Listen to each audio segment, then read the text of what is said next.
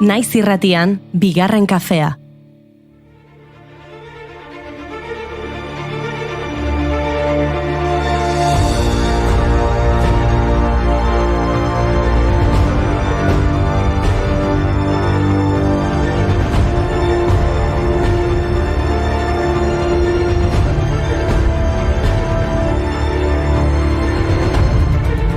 Arratsalde on deizuela, kafezaleok gaurko saioa hasteko gaurko albiste nagusiaren azken orduko aipatu behar dizuegu. Italiako justiziak Carles Puigdemont libre utzi du, baina dakigunaren arabera ezin izango du Sardiniatik irten. Bart atxilotu dute. La Mercè egunaren bezperan Bartzenolako festa nagusian. Bai, justo gaur, la mare de Deus de la Mercè. Bueno, jakingo duzu, Espainiako Auzitegi Gorenaren nazioarteko atxilotzea agindu baten ondorioz atzeman dutela azken ordobetan Puigdemont Sardiniako La Alger hiriko aireportuan. Seguru Leicester bere bizitzaren pelikula bat ikusi ahalko dugula zinemaldian. Bueno, akaso etorkizunean askok esango dute Puigdemont friki bat dela. Ba, begira, Katalunia eta Frikika aipatzen baditugu, gaur kantautore kataluniarrek festa handia daukate ere. Jaume Sisaren urtebetetze eguna da. Bueno, Jaume Sisa eta Ricardo Solfarena, eta el viajanterena, eta mestresena, eta el viajante Sisa mestres llamado Solfarena. Zindu sinetxi? Hainbeste kantautore kataluniar jaio ziren gaurko egunez? Ez, pertsona bera da, baina bere diskografi luzean ez izen ezberdinak erabili ditu. Nor entzun nahi duzue, Jaume Sisa, Ricardo Solfa, el viajante... Venga, denak.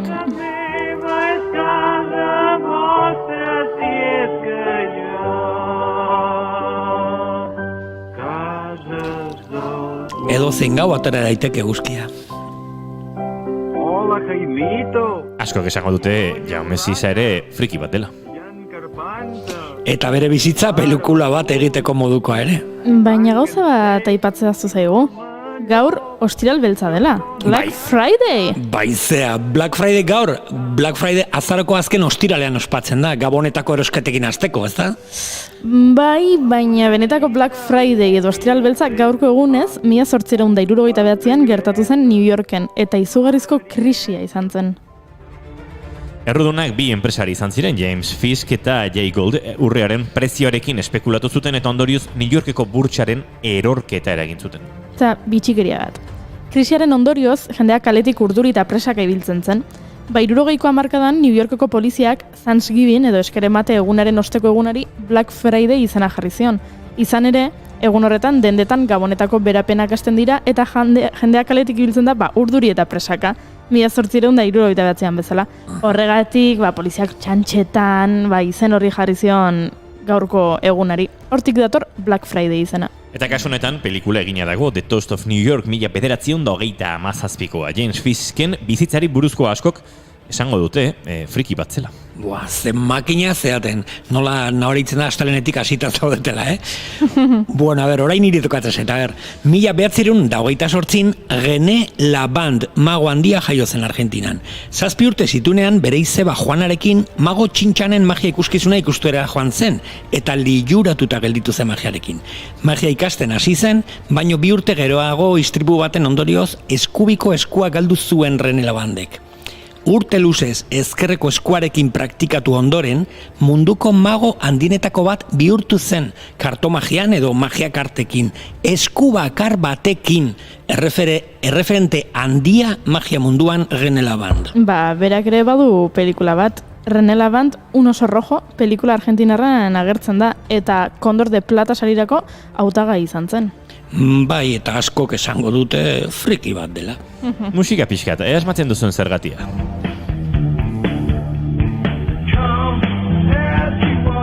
Nirvana! Come As You Are, Nevermind diskaren abestia. Primera, no sondo. Gaur 30 urte Nevermind diskoa orkestu zenetik eta justu orain dela 5 urte As You Are pelikula zinemaldian estreinatu zuten. Jo, portada ederra Nevermind diskoarena, gogoratzen, ume biluzik urrazpian, dolar bat errapatzen edo... Bai, aipatu genuen astazkenean, Spencer Eldenek aurtxo horrek taldea salatu duela orain argazkiaren gatik. Zalantzarik gabe askok esango dute friki bat dela. Abiadura hartzen ari naiz. 1926an Jim Henson sortzaile eta txotxongilero handienetako bat jaio zen. Nork ez ditu ezagutzen blas, Kaixo emi, koko, edo frageltarrak, goatzen fragel. Ba, nik ez. Ez? Entzun ondo.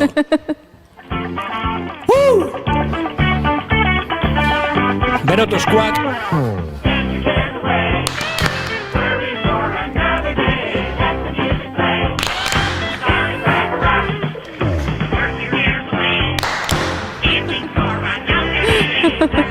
Eta friki bat dela esango dute, baina pelikula asko ditu Jim Hensonek. The Dark Crystal, Labyrinth, The Muppet Movie, The Muppet Take Manhattan, eta holako asko. Ba, beste efemeride bat, 1941 Linda McCartney, Linda Louise Eastman izenarekin jaio zena, ba, gaurko egunez jaio zen, abeslari, konpositore, argazkilari eta animalien eskubideen aldeko borrokalaria. Vegetarianismoaren ikurra ere bihurtu zen bere Go Veggie esloganarekin. Beste friki bat. Eta zinean, John and Yoko, A Love Story, Beatlesen pelikulan, Lindaren papera Catherine Straussek interpretatu zuen. Eta musikan Lindak eta Paul McCartneyk Wings taldea sortu zuten. Egoak!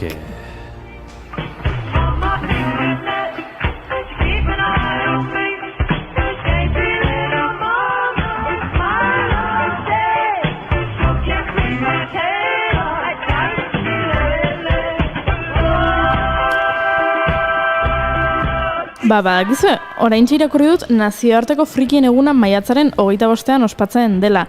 1977an Star Warsen lehenengo filma egun hartan estrenatu zutelako. Baizea, ez nago ados. Gaur iraiak 24 izan beharko litzateke nazioarteko frikien eguna. Eta gaina oso serio esaten dut hau, Ze serio?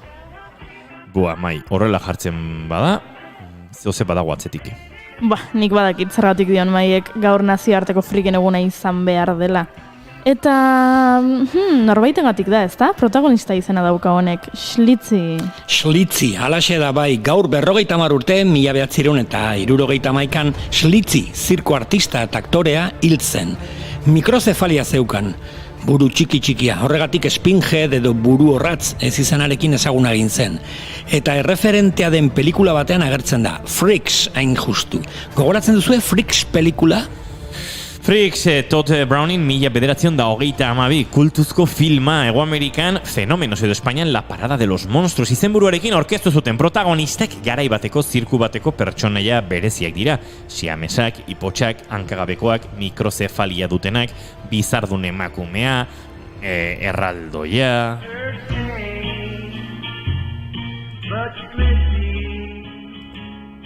Did you ever show your pain? Ladies and gentlemen, step right up. Come on, step forward and be amazed. Tonight, appearing right here on stage. Ba, Schlitzi pelikula hartako fenomeno horietako bat da. Eta bere bizitzak beste pelikula bat merezi du. 1901 jaio zen. Ez dakigu Mexiko edo New Yorkeko Bronxen. Eta ustez, txikia zenean bere guraso biologikoek saldu egin zuten zirko bateko jabeari, eta hor hasi zen bere ibilbide artistikoa. Ezagutu zutenek zioten bezala Schlitzi oso laia zen, maitagarri eta musika eta kantuzalea. Askotan emakumearen edo pertsona androginoaren papera egiten zuen koleta bat ipinita buruan. Pinhead edo buru horratz azken azteka, emakume tximinoa eta horrelako epigrafeekin izendatzen zuten zirkoko aurkezpenetan.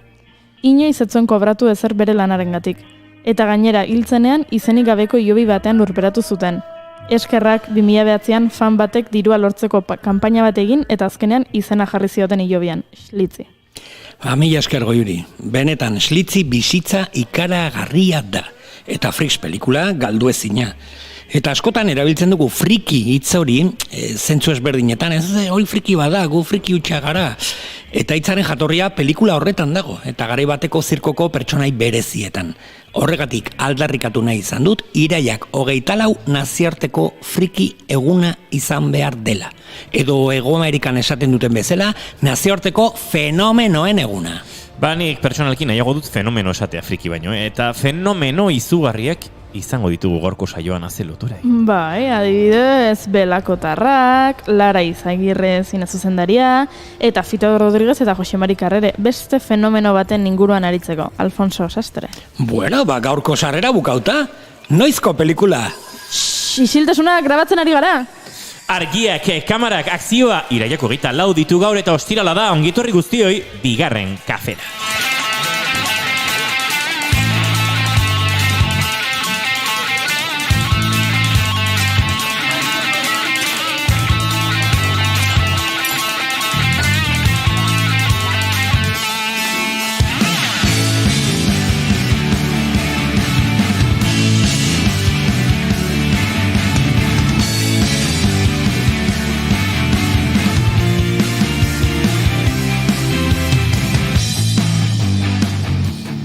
Zuekin jaun Andreok edozein abenduaren 24ko goizean ume bat egoten dena baino urduriago dagoen gizona.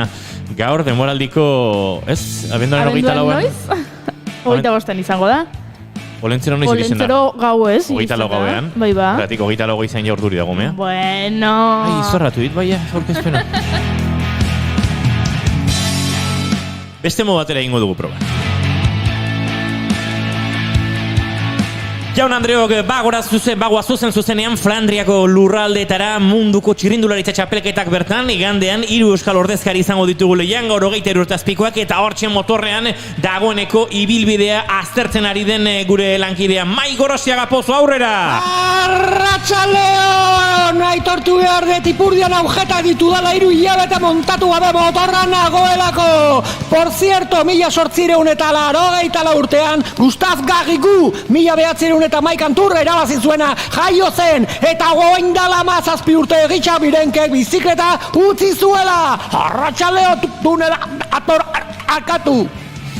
Segituan berreskuratuko dugu konexioan Mai Gorostiaga Pozorekin, baina gaur gure bigarren kafearen lehen astearen azken saioa gustora egingo duen, baina atxeden ere gustora egingo duen emakumea. Goiuri ez eizarandia, arratsaldeon. On the line.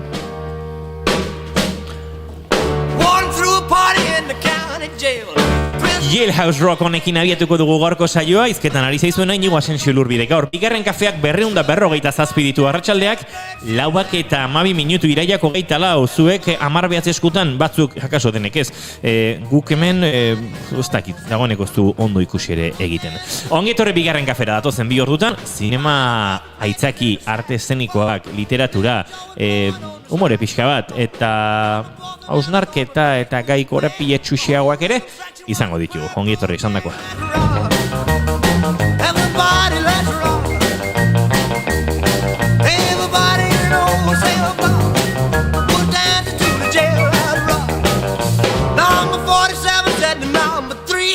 Eta maite duten tartean murgildu barko dugu, ez zertan hasi aurretik, dagoeneko minutuak aurrera dozeta eta gero ez dugu denboraukiko, nahi dugun guztia kontatzeko Mai Gorostiaga Pozo zein da zure 3. denboraldi ontako, bigarren kafearen 3. denboraldiko lehenengo maite duta. Nire lehenengo maite duta, uda osoarekin lotuta dijoa. Maite dut nudismoa, izugarri maite dut nudismoa. Zergatik esaten dut hau.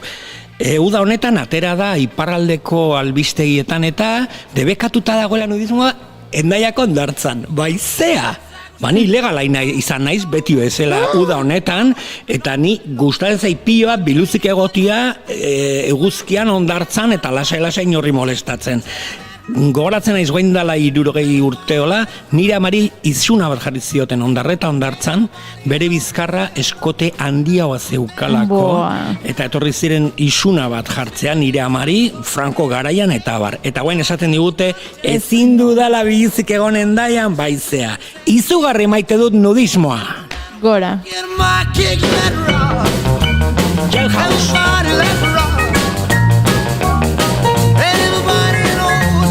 Endaiako hondartzan nudismoa bakarrik ez, kruzinare egiten da asko. Baina, bi gauzek ez daukate erlazioa. Ez? Bueno, ez, baina zerbait bai. Ze kruzina egiten da Endaiako hondartzaren inguru nudista izaten den horretan. Like a fool, treat me mean and cruel. Ja, Elbisekin abiatu gara, Elbisekin jarraituko. Manik maite dute musikak espero ez duzun momentu eta lekuetan agerpena egiten duen egoera horiek maite ditut. Eta zei zergatik nire bizitzan gauza horiek gertatzen dira askotan hamburgueserietan. Eta bai, gauza xelebra eta maiz kontatzen dut, pasarte bat Munitzen bidei baten ostean, abitzear gindoa zen bueltan, autobus batean, eta ura erostera edo gindoa zen, eta ez zegoen ezer geratu eta McDonald's bat, eta hamburgueseria horietako batean, sartu ginen ura erostea, pentsa, autobusean eukitzeko, gertuena hori zegoen. Eta niko ohitura badut, edo non gehiago, oraindik ere badut arteka, herrialde bati bisita egin eta harmonika bat erosteko. Hau harmonika denak iguala dira, baina, erosin un hemen da bestea ban.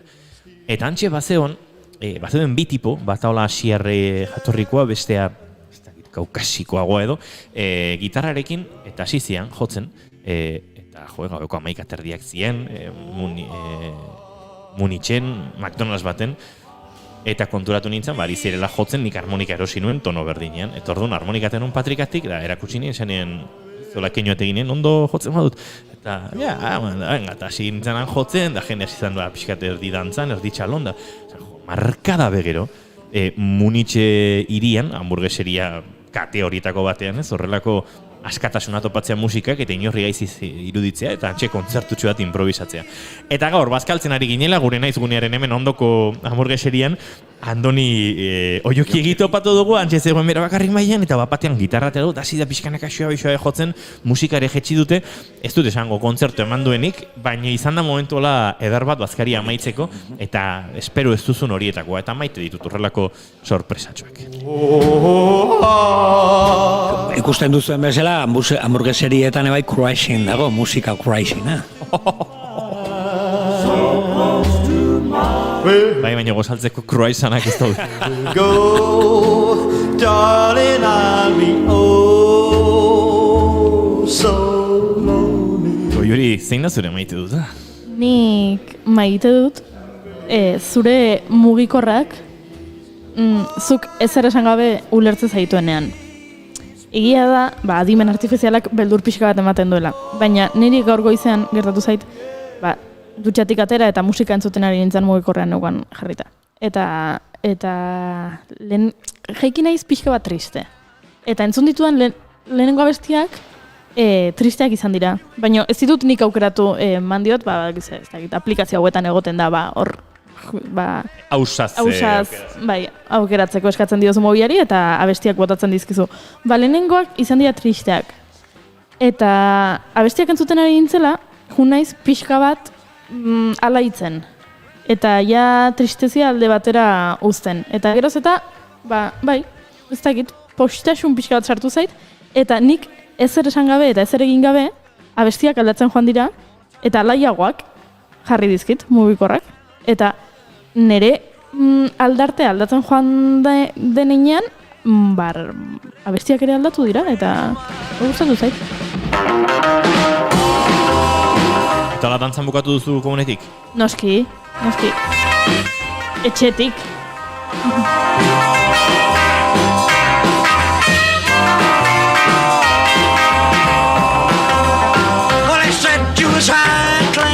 Gu gauza serioetaz hitz egiten hasi baino lehen, ez dakit oso serio dauzkagun, ze belako tarra datoz segituen eta euren dokumental ikusita seriotasuna baina barre egiteko gogoare izango dugu. Ziur, baina gozat kontatu behar dizuegu, ze...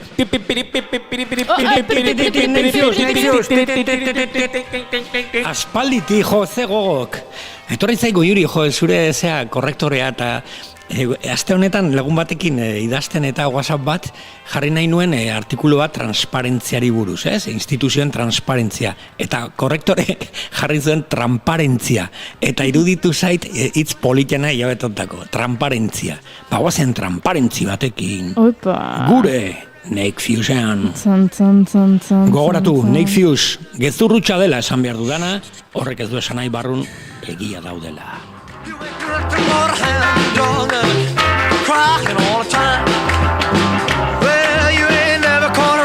Eskain beste gauza dauzka kontatzeko, gainera etorri naiz den alfombra gorria Donostin eta karo, munduko jaialdi handienetako batean nago.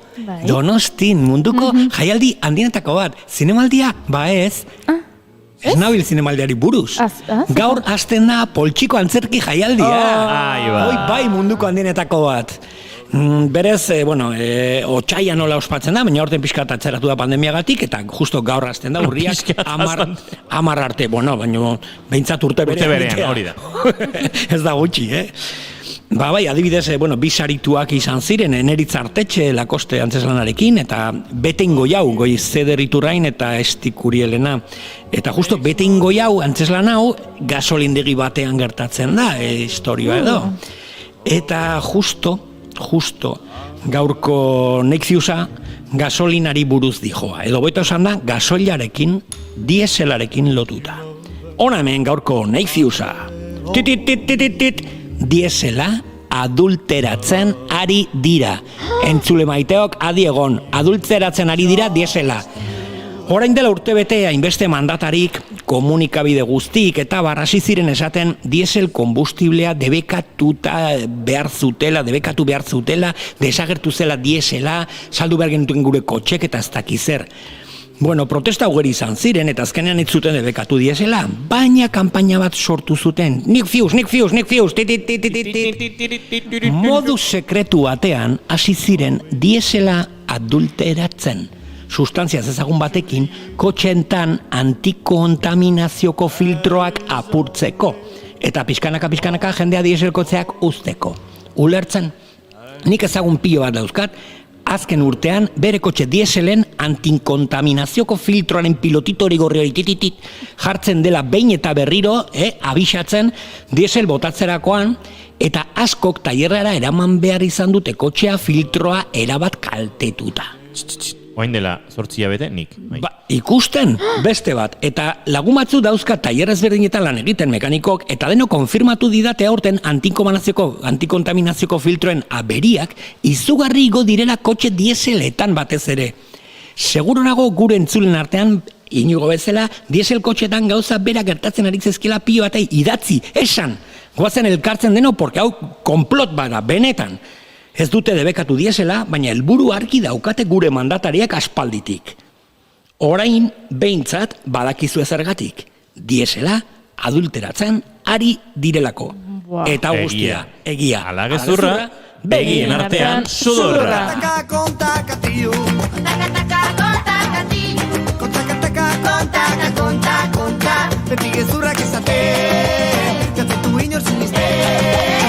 Aizue eta kontakatillo ezkenoen aspaldi entzuten nik erreserbatu nahi nuelako Mairen Neixius bat iritsi bitartean. Eta horrek bai, 3 hilabete uki gaitu hemen. Gabe. Gordeta gora kilimak. Bueno, hemenik esan dute kaixo arkakuxok, Jon Lizek, birenke handia dio Jon Lizek. Gauza bat goiuri triste nago, goiuri tuizlari ez da gertatu oraindik. Jon Lizek dio maite dut ikusten nola astelenean bestondoa zeukana, ostiralean hobeto da joven kabroia hori negatida. Eta arkakuxok dio maite dut konfort eremutik ateratzea. Adibidez, look aldaketa bat egiten. Eta Jon Lizek esan dio ikonoaren kolorea maite duzulako izan da. Bip ikonoarena. Baina nik ikusi eta argazkiren bat, orain txezut kolorea ondoro itzen. Nik ez dut ikusi galdetu diot, eta esan du kolorea aldatu dela, baina... Baina Twitch kolorea da? Ez. Bip kolorea. Bip, ja, baina... Eta ez dakizu bip kolorea zein den zuetzea bip. Ze kolorea bip, eske, ituzen morea zela... Izango ez dakit. Ez dut ere ez dakizu. Egarra gare, ba.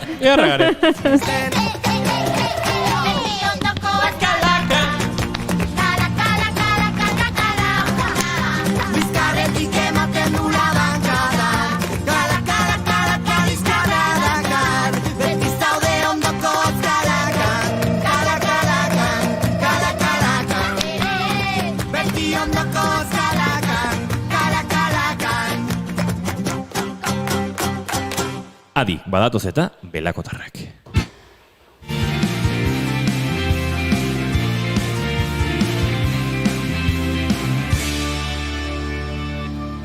Emaiozu bigarren aukera bat egunari. Naiz irratian, bigarren kafea.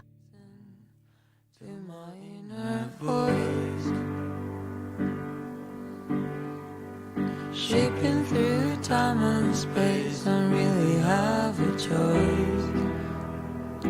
Guibiltzen gara gure Tolosako laborategiko pianoan afinazioarekin batzutan kezkatuta, musikariak datozela, eta batzutan pianoek afinazio erabatekoa behar ez dutela ere usten dute tarteka taldek, eta oso fan gara horrena ere. Baina, azalduko dugu hau. Kontestu pixka bat, 2008ko martxoa, COVID-19ak mundua geldiarazi du eta musika ere noski gelditu du.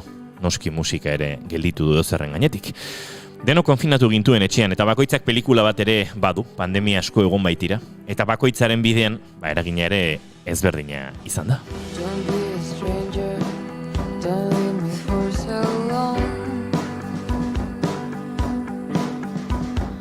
Haven't found a proper way. Eta Belakok ere bere pelikula egin du, baina benetazkoa. Eta zinemaldian estrenatu duen arrakasta handiz, esan behar du. 2020ko ditxosozko hartan, Belakok Europan eta Mexikon 2020ko egina zuen nazioarteko apustu handia, baina New Yorken mundubirako lehen kontzertua amaitu ondoren Zaplust, jaso zuten, Zaplastekoa. Egia esan, zure bira estatu batuarra Donald Trumpek joditzea, mugak itxiko dituela esanez, bai, barkatu putada bat izan daiteke, baina hori 80 urterekin kontatzeko ere pasarte oso majoa da. 60 bat kontzertu bertan bera utzi eta birasmatzea egokitu zitzaien. Autokarabanak hartu eta landetara edo turmaletera jo beharrean, talde euskaldunak errepidea hartu eta kamera piztutzerako rutmui baten gidoia bazuen eskuartean. Autozinemetan barrena, txisteratik ateratako bira xelebre bezain berezi bat osatzeko.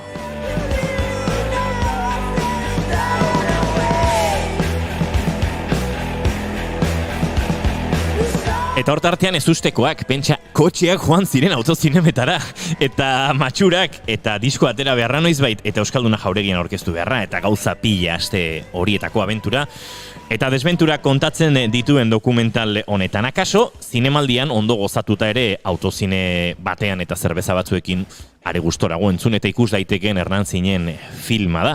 Bere protagonizetako bi, gurekin ditugu gaur eta agortuko ditugu, giro oso serioan murgildu horretik. Josu Biela Biti eta Lander Zalakain, arratsaldeon eta ongitorri. Atxaldeon, eskerrik asko. Kompainia. Gauza batek txonditu gintuen, nik uste dokumentaleko momenturik altuena dela Lander kontzertu baten ostean seko flipatuta, eske kotxeak zeuden eta ezkenituen espero. Eta zer espero zenuten, Lander? Osa, kotxeak egotea bai, baina ez olako intensidadeekin, eta ez bozina jotzen, eta jendea kotxen gainen, eta gero terrazakin, ozan lokura bat. Eta esaldi hori kontestutik atera zuten gidoilariek, esan zuen, hemen txistea daukago. Barroa zartzen, bai. Bueno, zer rollo ona, zer freskotasuna transmititzen duen dokumentalak, pentsatzen hori izango zela ez, Josu, jendearengan jaso duzuen feedbackaren oinarrietako bat ez, super ondo pasa dugu dokumentalo ikusten. Bai, jentean feedbacka on jaso dugu, guretzako berez kontu guzti hori igez graba gendun, ezta? Eta ematen dugu, oindala 7 urte izen zala, eta oso asa ulotzen dugu, oso urruti geratzen da guretzako, baina hori gertatzen da beste gauza batzuk egiten zoazenean, eta hori da politxa ez, beste gauzak eginda hori atzen geratzea, eta bain publikoak hau ikustea, guretzako gauza zahar bat danak, berriro ekartzen dutzu zordeitzapen politxak, eta bueno, jenteri guztan jako, guri guztan jako moduen. Ilabete arraroak izan ziren, eta noski, asko kendu zigun Lander pandemiak, zuei ere, aipatu dugun bezalaxe, naziarteko bira erraldoia, diskoa kaleratu eta sustatzeko plan oso bat, eta bapatean hasi improvisatzen. Baina ez dakit, zinemaldian aste honetan bizitzen ari zaretenak zertxo bait goxatu ote duen behintzat, 2020 hortan sufritutako guztia. Guztiz, ez? Azkenen ez dizkigu bueltatuko galdutako kontzertuk, baino beste zerbait desberdin ematen ari zaitzeko azkenen hemen egotea dokumentu aurkezten, kristona da, osea, ez genuen espero, nik uste toain dela 2 urte esate iguzu hau eta erokeria, ez? Eta nik uste hau ondo ateratzen bada eta gustatzen nahi da modun gustatzen bazaio jendeai, igual ekarriko dizkigu beste kontzertu batzuk, edo inkluso bidaiak, baita ere hau aurkezteko beste festivaletan edo jakintzazu ez, orduan, nik uste pozik egoteko badala. Autokarabanetan sartu zineten eta dokumental baterako biluztu zentzu figuratuan eta iaia literalean ere bai. Iaia literalean. Bai. Gutxi gorte zenuten. Ni hor txisa egiten azartan az. Ez dugu, edo norki intimidade euki, egun horretan resakagaz isartu eta derbente kamara bateko zu. Erpegi hurrean, horrek eusek ez dugu zinuz bizi. Bueno, oin hori gara, oin aktorea gara, oin izarra gara. Eta atea ez dianak, dokumentalen, nik uste daude hor egiteko ez dakit making of bat o lo que sea, baina behin baino gehiotan nigoatzen naiz, justo egun hortan denian, esnatuta kamera bat, eta nik esan duen, mesedez, paukazu jutea, pikutara, popatik hartzea, mesedez, eta holako ez dituzte jarri. Alare, dena izan zen oso improvisatu ez. Bira bera, autozinemetan aritzeko ideia ura, dokumentala grabatzekoa, dokumentalaren gidoia ere pentsatzen dut oso errepidean sortzen joan zen zerbait izango zela, eta poza ematen du ez.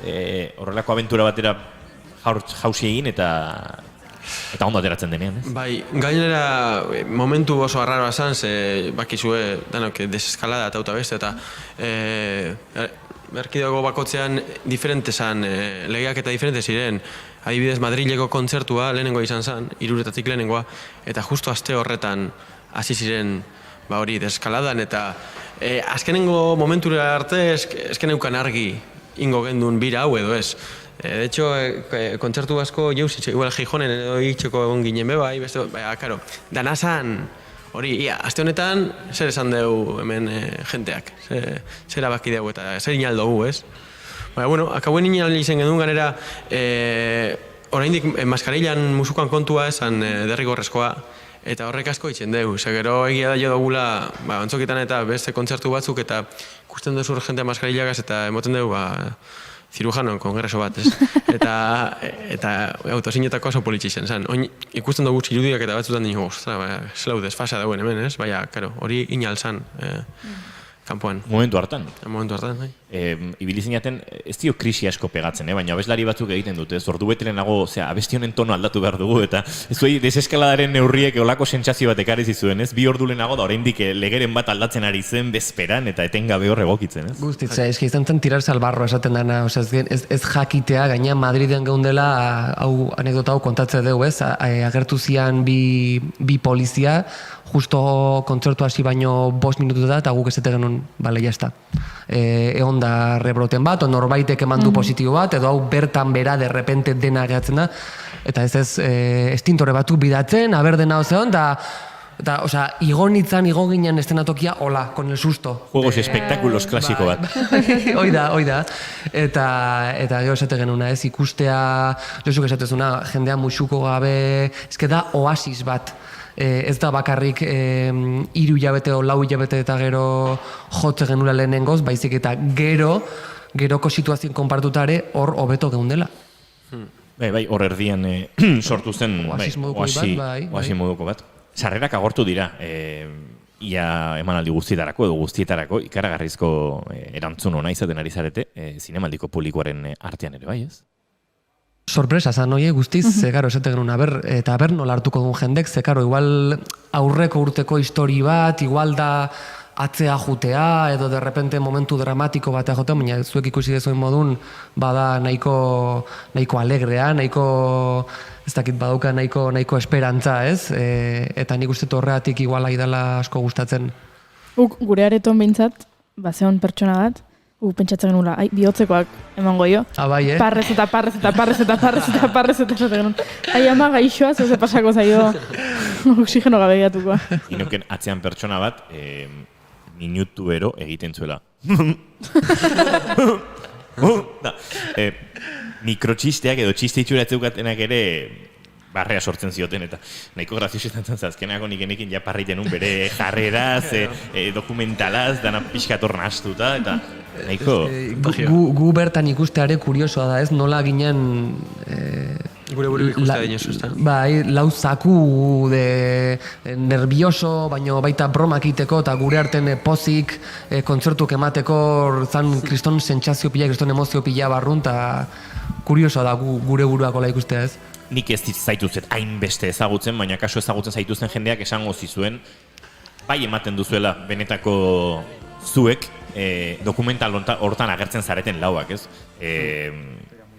Oso natural agertzen zarete, eta kaso hori da, ez, dokumentalaren gakoetako bat, oso sinesgarri egiten dela dena. Hori zen gure beldur printzipala igual, jentea, doklanekoak orain bai konfiantza gehiago dekogu, bai momentuan ez ezagunak ziren, eta apur bat hori, te kortabas, no seke, eta beste, eta beldurra gendun eskara urtengo natural, eta gu normalean eskara holakoak natural gara, baina ikusita emaitza, nahiko gustura gauz horregaz, gure naturaltasun horregaz.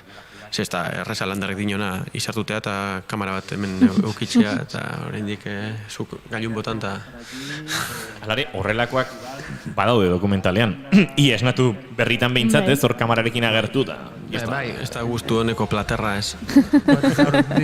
Zea gosari egiten, tortilla egiten, kafe gabe eta ez dakiz, olako gazaltzea, bai. Hemen ari gara ikusten eta entzuten...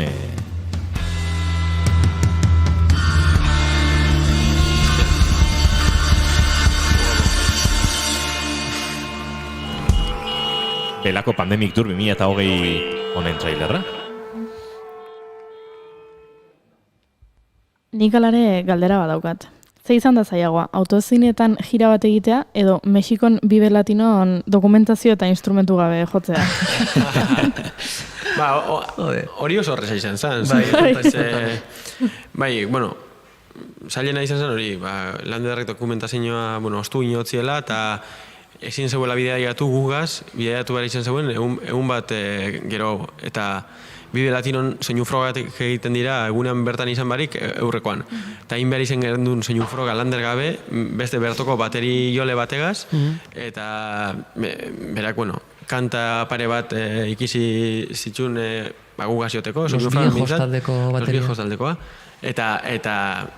Eta hori, gitarrako lapurtu dozko esan, gitarra, bajoa, eta, pedal batzuk, zuk eraten baten duzu, katxarro jo samplerantzekoa, eta, horretorri ziren Mexikoko beste taldekoak gure lagunak, beste bidai batzutatik lagunak zirenak, sei gitarra aukeratzeko, 3 bajo, eta esan behar dut, hau asko kestak, nik oin estrato bategaz joten dut, batzutan, estrato kastar bategaz, eta momentura arte nik horrotu neban gitarra hori, eta probatu nebanan, berdoko batek eskainita, eta zan zen, igual zuketara mazun soinua gaitxik, honegaz hobeto ingozu, edo hau, zure pedalak ondo joango dezu.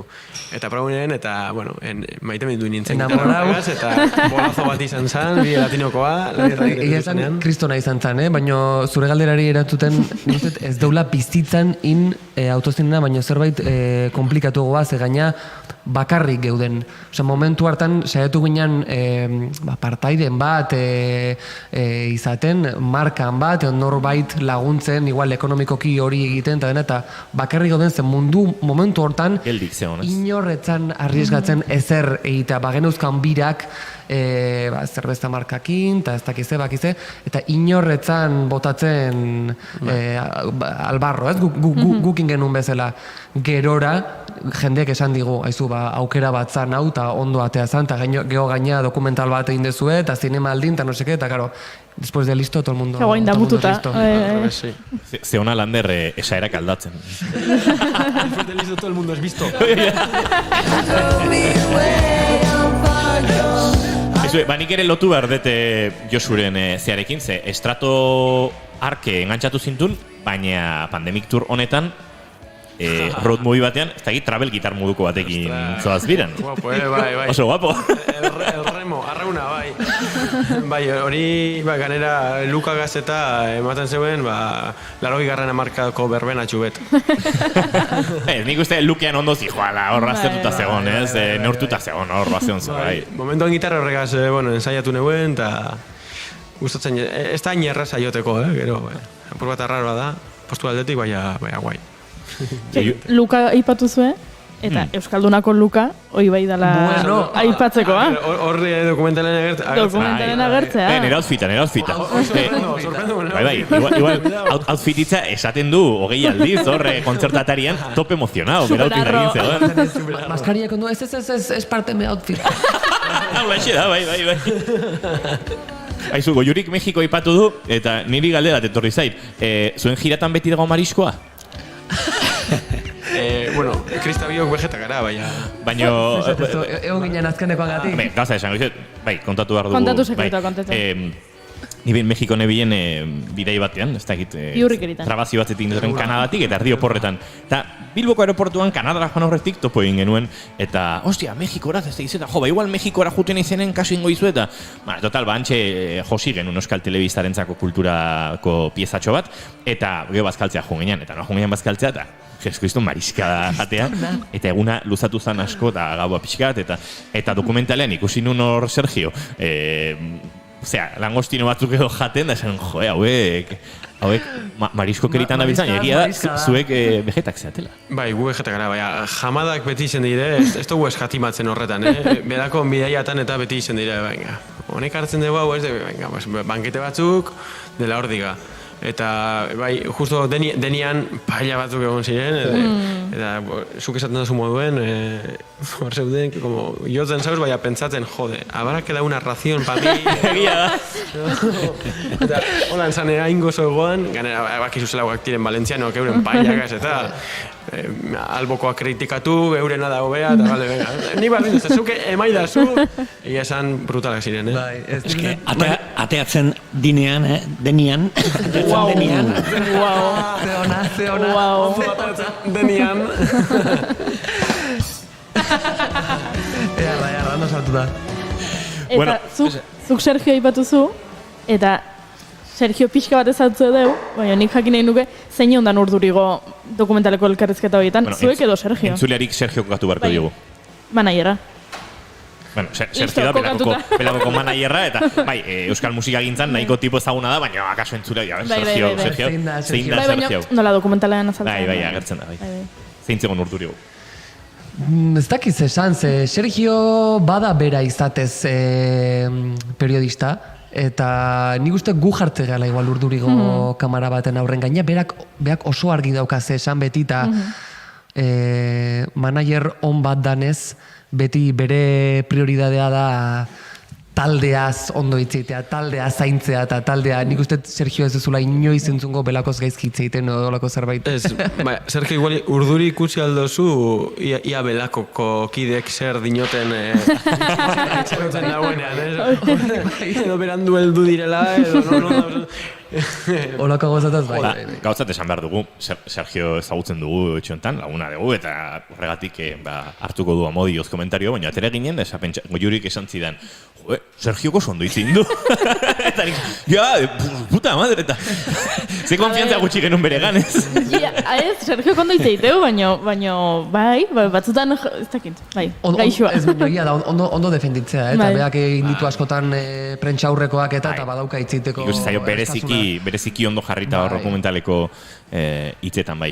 Bueno, galdera hau akaso egingo zizuen, baina guk ere egin behar dugu. Dokumental honek zinemaldi honetan metazinema asko ikusi dugu. Asko. Baina dokumental honen metazinematografia izango zen autozine batean proiektatzea. Hori oketa. Hori buruan dago, planetan dago? Bazan planetako bat, gaine igual leite deu zerbait igual getxokon, baino egia esate baizuet, nahiko genuke autozinetaz aztu. Super ondo ontzan, oso berezia izan zan, baino bai dala momentuko zerbait, eta gero baita ere esan behar da, gutzako bira hori izan zala etzan oso ondo atea ekonomikoki. Naizta gero horretik baita dokumentala, eta aber sartze deun lekutan, eta aber zoze ekartze digun bueltan, eta nik usteet ideia ona dala, baino, eta pentsatu genuen, gaina igual udara eta gero lehengo urten autozine gehiotan jotzea, baino etzan formaik, eta asko zerrexagoa zan teatrotan edo lakotan jotzea, ez, jendea eseita. Nik kuriositatea daukate horrelako kontzertu egin gara, ohiko kontzertuetan ohituta gaude eskuekin horrelako koreografik egiten, edo metxero bat piztu, edo ez dakit sortu dira kodigo berriak, hotxekin, bozinekin, argiak ematen, parabrisasekin koreografian bat, ez dakit sortu direla horrelako kodigok. Ikotxe gainera igotzea, eta beste, baina antzokietan be sortu dire, ez da, garritik gorako jantzak. Jende garatu indu beste habilidade bat, Bai. Eta nik uste dut Euskaldunak horretan onak garala, euskal jantzak zer dire. Ja, igual, behin gerria, ez? Gerria blokeatuta daukagunean, hori da, hemendik aurrera ja berdintasun puntu batean abiatzen gara, ez da? Resiliente urtetan dugu Euskaldunak. Abantaila itzela. Bueno, kontzertu eta zer egin beharko dugu, ze duela gutxi, ez? Jakinarazi zen duten, bueno, berreskuratu zenituztela, San Miguelen bitartez egin bartzen dituzten hainbat kontzertu, eta urria otolo dator gero. Ez dakit denak mantendu diren, Madrid, Valencia, Ponferrada, Xixón, Barcelona, Tarragona, Lleida, Iruñan, salatoten benere izango zarete. Bueno, bada bisipos pixka bat, ez? Horrelako berriz ere errepidean, baina errepidean dagokion tokien, eta ez autokarabanetan eta. Kriston poza da, berriz furgon sartzea denak. Bai, bidaiatzea, biratzea, bueno, lan egitea, guretzako lan egitea, eta horrek ematen dugu dozku postasune, eta etxean egoteak, bueno, soratu itzen zaitzu. Hori nahi duguna da, itxaroten gauz, irrikitan ia noiz aldiren kontzertuak publiko aldetik aldatu, bueno, aforoak eta jende azutik, eta, zer, karo, gu eskara lotu, autozinetatik ibili gara antzokietan jotzen, eta baldintza hauetan pilo bat jotzen, on nahi dugu, merezi dugu publiko izatea zutunik, eta benetan. Kanta maskarilla gabe, eta gure letrak abesten, eta horrek emoten zu biziposa. Oen gaude dudakin, nola izango ote dian kontzertuak, ze berez badaude anunziatuta eserita, baino, bueno, nola oain gaude transizio momentu hortan, nik uste urritik aurrera halko dala jende azutik egotea kontzertutan, ez dakit igual Madriden igual salbatzen da, igual Valentzien orduan oain tokatzen da hori pixkat, segun ze esaten duen legeak, guk hori kontatu beharko dugu jendeai, igual, aizu, derrepente ez dakize kontzertutan, aforo gehiago, edo hemen zutik halko da, edo... Hala ere, ona da hemen, alderatuzkero egintzen duten bira horrekin konfinamendu osteko garaioitan, dena onerako izango dela. Aldaketak balima daude azken orduan ere izango da, bueno, zutik egon zaitezkete, edo musuko gabe egon zaitezkete, edo sarrera gehiago salditzakezu, ez? Horrek behintzat ematen du, bueno, datorrenak ez dula zapuztuko ezer, kontrakoa hobetu egingo duela, ez? Oberagoa zerla guztiz.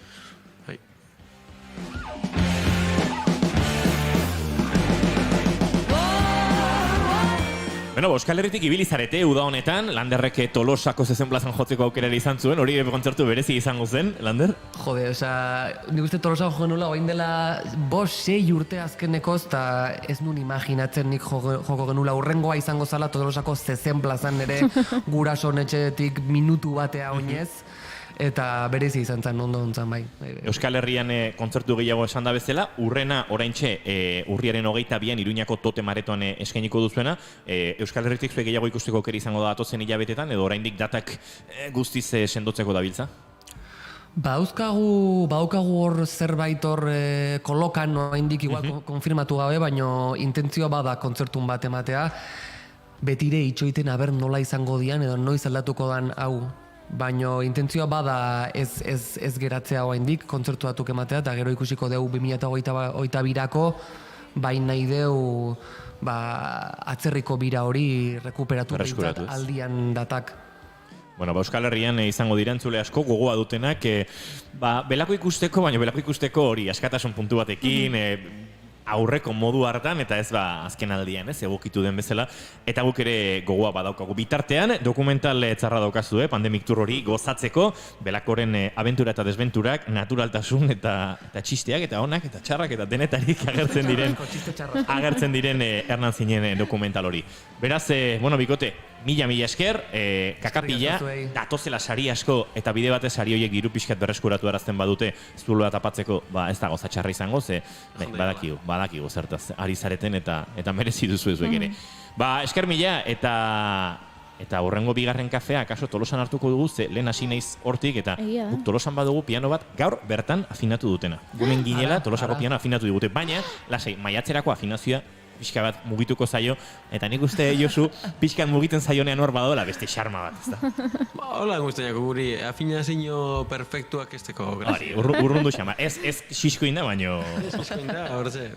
Bueno, gombitea luzatuko diegu, eta Landerrek anfitrionenaren egin, eta Tolosan txuleta batzu jarri barko dizki, eta beste lapu jarriko ditugu. Baina, gonbidapen hori ere ofizialki luzatuko diegu. Ingo du, bai. Eskerrik asko bikote, izan ondo. Eskerrik asko zuei. Agur. Agur.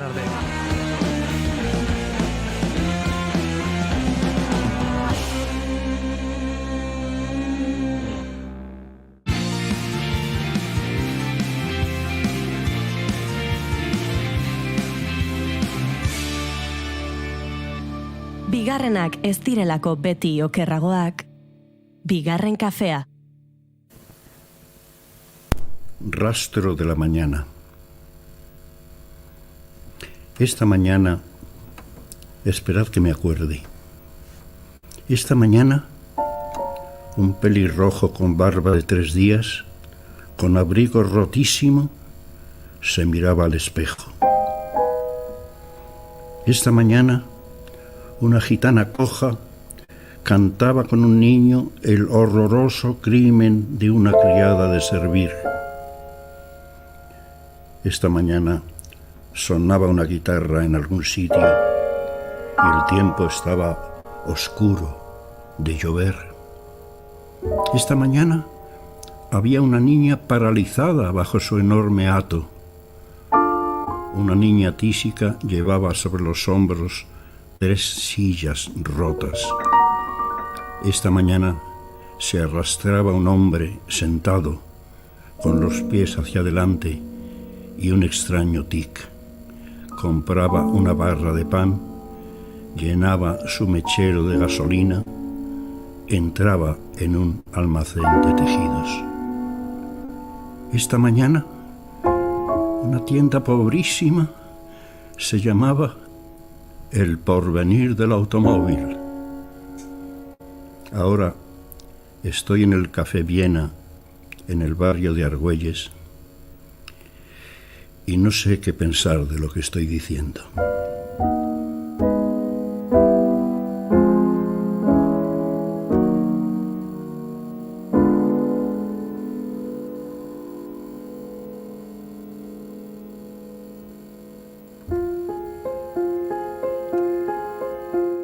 Alfonso Sastreren ahotsari ginen entzuten, hain zuzen ere bere bilobak Iñar Sastrek, haren Hondarribiako etxean duela urte batzuk grabatutako haren poemen lokuzioak eta arekin osatutako diskoaren orkezpeneko zuzenekoa izan zen hau.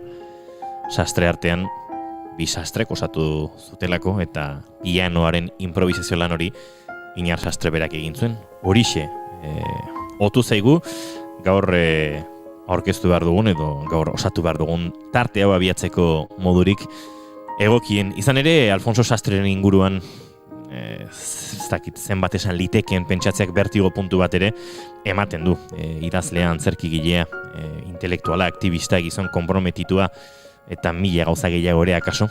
Gure lankide Mai Gorostiagak haren bidea gertuagotik jarraitu izan duela bagenekien maiz aipatu izan dugu haren jarduna saio honetan. Horregatik esan zigunean, aizue, ostiralerako luxuzko 2 fitxaketa dauzkat eskuartean Alfonso Sastreren ibilbideari buruz aritzeko, guk ez genuen zalantzarik egin. Eta horietako batek gaur lehenengo kafea hartu zuen gurekin, bigarren kafea hartu zuen eta gaur diot, 3. ere hartuko du. Hau ere, ez dakit, hainbat bidetan jardundako, ipuin kontalari, ez dakit, aktore, kazetari edo zenbat gauza izan daiteken Jose Mari Carrere, baino beldur ere bagara, ze lehenengo saioan kafearekin konformatuko zen, bigarrenean akaso ere bai, baina gaur 3. du eta ez dakit zein puntutan hasiko den hemen gainsariak eskatzen. Carrere, arratsaldeon, ongitorri. Arratsaldeon, orain kolakau hartzen hasiko. Mike kafea utzi du, Jose Mari Carrere kolakaua nahi du, mesedez esan dizagula Fito Rodriguezek berak oraindik mantentzen dituela ohitura zarrak. Foskao, gure txan foskao hartzen genen. Arratsaldeon eta ongitorri Fito. Kaixo, nik whisky naio. Whisky, hola bai. Bueno, luxuzko beste pertsonaia mailean idazlea da Fito Rodriguez, baina idatzi ere esparruain zabalean egin du. Zer? Goiuri barkatu? Bai? Bizkotxoa daukaula eskintzeko. Baina whiskyaren trukean bizkotxoa ez da egiten hartuko da. Bueno. Bizkotxo borratxo ez. Hoixe, betiko, Gustitzeko. Bueno, Fito izan zuen Jose Marik bere, ez da egit, pakumbral momentu, alegia, bere liburuari buruz hitz egitea etorri zen edo bere ibilbideari buruz, bigarren aldi baten eskatu genion etorri eta hitz egiguzu erreferente batzui buruz, Rodari buruz, gaur Alfonso Sastreri buruz hitz egiteko ditu diogu, baina zurekin bigarren kafe hartu beharko dugu, akaso zegokion ordenean zure bideari buruz hitz egiteko, eta ez, zu gonbidatzeko gurera Alfonso Sastreri buruz hitz egiteko. Beraz, eskerrik asko, eta gonbitea bigarren kafe hortarako ere botata, baina kafearen trukean, ondo esan diguzu, whisky nahi duzu, whisky izango dugu. Zehaztuko diguzu ze whisky mota nahi. Estimatuta. Dik. Ongi etorri bea bioi, eta mai, bueno, ez dakite aipatu dugu Alfonso Sastreren bidea, bideak bertigo ematen duela, oso bide sakona, luzea, konplexua, emankorra, denetarik izan daitekelako. Erreferente hutsa, gutxi aipatuta, gutxi errekonozituta askotan. Ni, privilegiatu hutsa sentitu naiz, lagunonak ditu dalako. Bi zen esan nahi ditut hemen, Miguel Galindo eta Jose Mari Carrere. Miguel Galindokin obra batzu prestatu genitun, sastreren testuekin. Goatzen naiz ejercicios de terror, vampiro usala, eta beste baten bat hortik. Eta 3 aldiz hola etorri izan sastre bera gure ikuskizunak ikustea, eta bukaeran berarekin entzuten Eta gero, aske elkarte, Alfonso Sastre Kultura elkarteari esker, hitzaldi batzuk, eta jardunaldi batzuk antolatzen ziren bere garaian, goatzen naiz Koldo Michelenan hitzaldik, eta ni supergazte, kuaderno eta boligrafokin, hasten apuntek hartzen, baina 5 minutu pasan denen utzi, boligrafo utzi, kuadernoa, eta, liuratu eta zenbat mundu irekitzen ziren, bere impresionantez, bere hotxa, bere diskursoa, oraindik gauza gulertu gabe, oso aurreratuan nire ustez, eta gauzak errepasatu behar dira behin eta berriro, beraien kontzeptuk. Bai, baina, pensatu beharra dago nik ustet, 20 urte gutxikin, ari zala estrenatzen Maria Guerreron, Madrilen punta-puntako antzerki gintzan ibilia, eta hala ere, esan duana.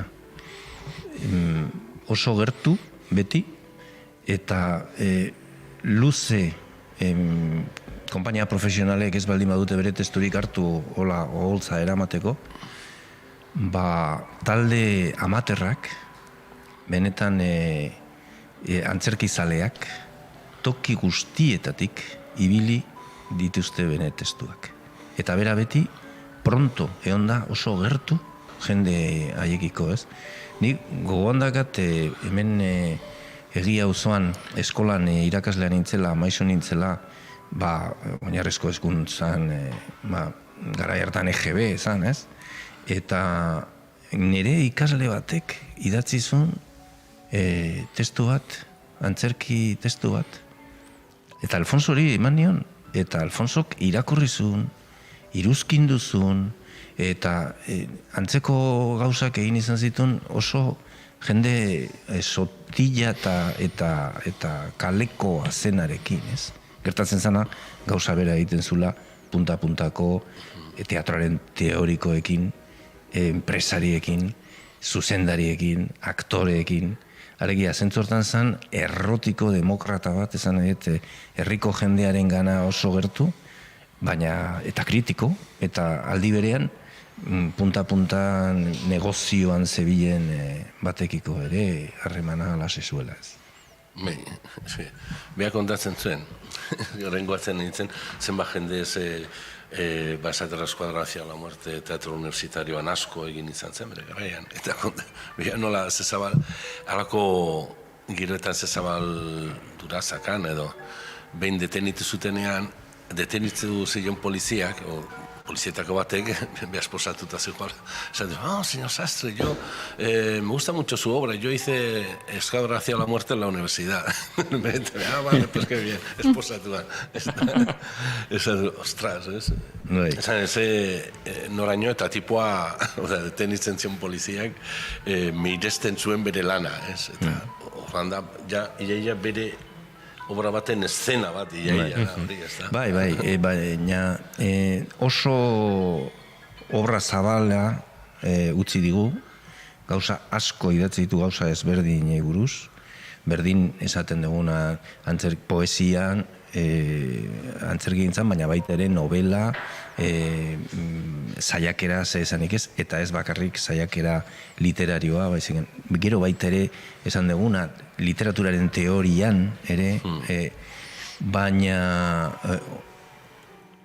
guztierekin batera irakurle bazan, nik uste, bere etxea jutea azkizan ikusteko ze gaitasuna zuen eta ze ohitura landua eta ezia zuen irakurtzeko ere denetatik. Lehen esan dugu jende mota ezberdinarekin aritzeko aukera landu zuela bere bizitzan, denetatik irakurtzeko gauza izan zen, itzultzaile bezala ere, nik esango nuke, alemanieratik, frantsesetik, batipat gauzak ekartzen zituen, espainera, eta nik horrekin esan nahi dut gauza bat. Ez zuen irakurtzen zoilik paperean eta liburuak mundua irakurtzen bazekien, eta mundua irakurtzeko bideak eman zizkigula. Eta hori dena oinarrituta dago besteak beste, hain zuzen bere etxeko bibliotekan. Oain, bera, hil ondoren, badakite hor bazeola nolabaiteko hitzarmen bat diputazioarekin. Erosi zuen Koldo Mitxelenan dago diputazioa. Koldo Mitxelen. Koldo Mitxelen fondo. Hori nik uste dut herriarentzat izan behar dula. Osa, etxe hori eta biblioteka hori museo bat izan behar dela herriarentzako eta borrokarentzako, borroka bai bere zentzu zabalean, berak ezun ulertzen kultura iraultzaile ez baldin bazan. Alegia kultura zan mundua eraldatzeko alegina. Eta hortaraz, eta horren bestez, berreskuratu inbarko genduke diputaziotik eta diru edo kutsatik, hain zuzen ere borrokarako museo bat egin ahal izateko haren liburutegia. Zeren besteak beste erakutsi zigun esan dudan bezala mundua irakurtzen.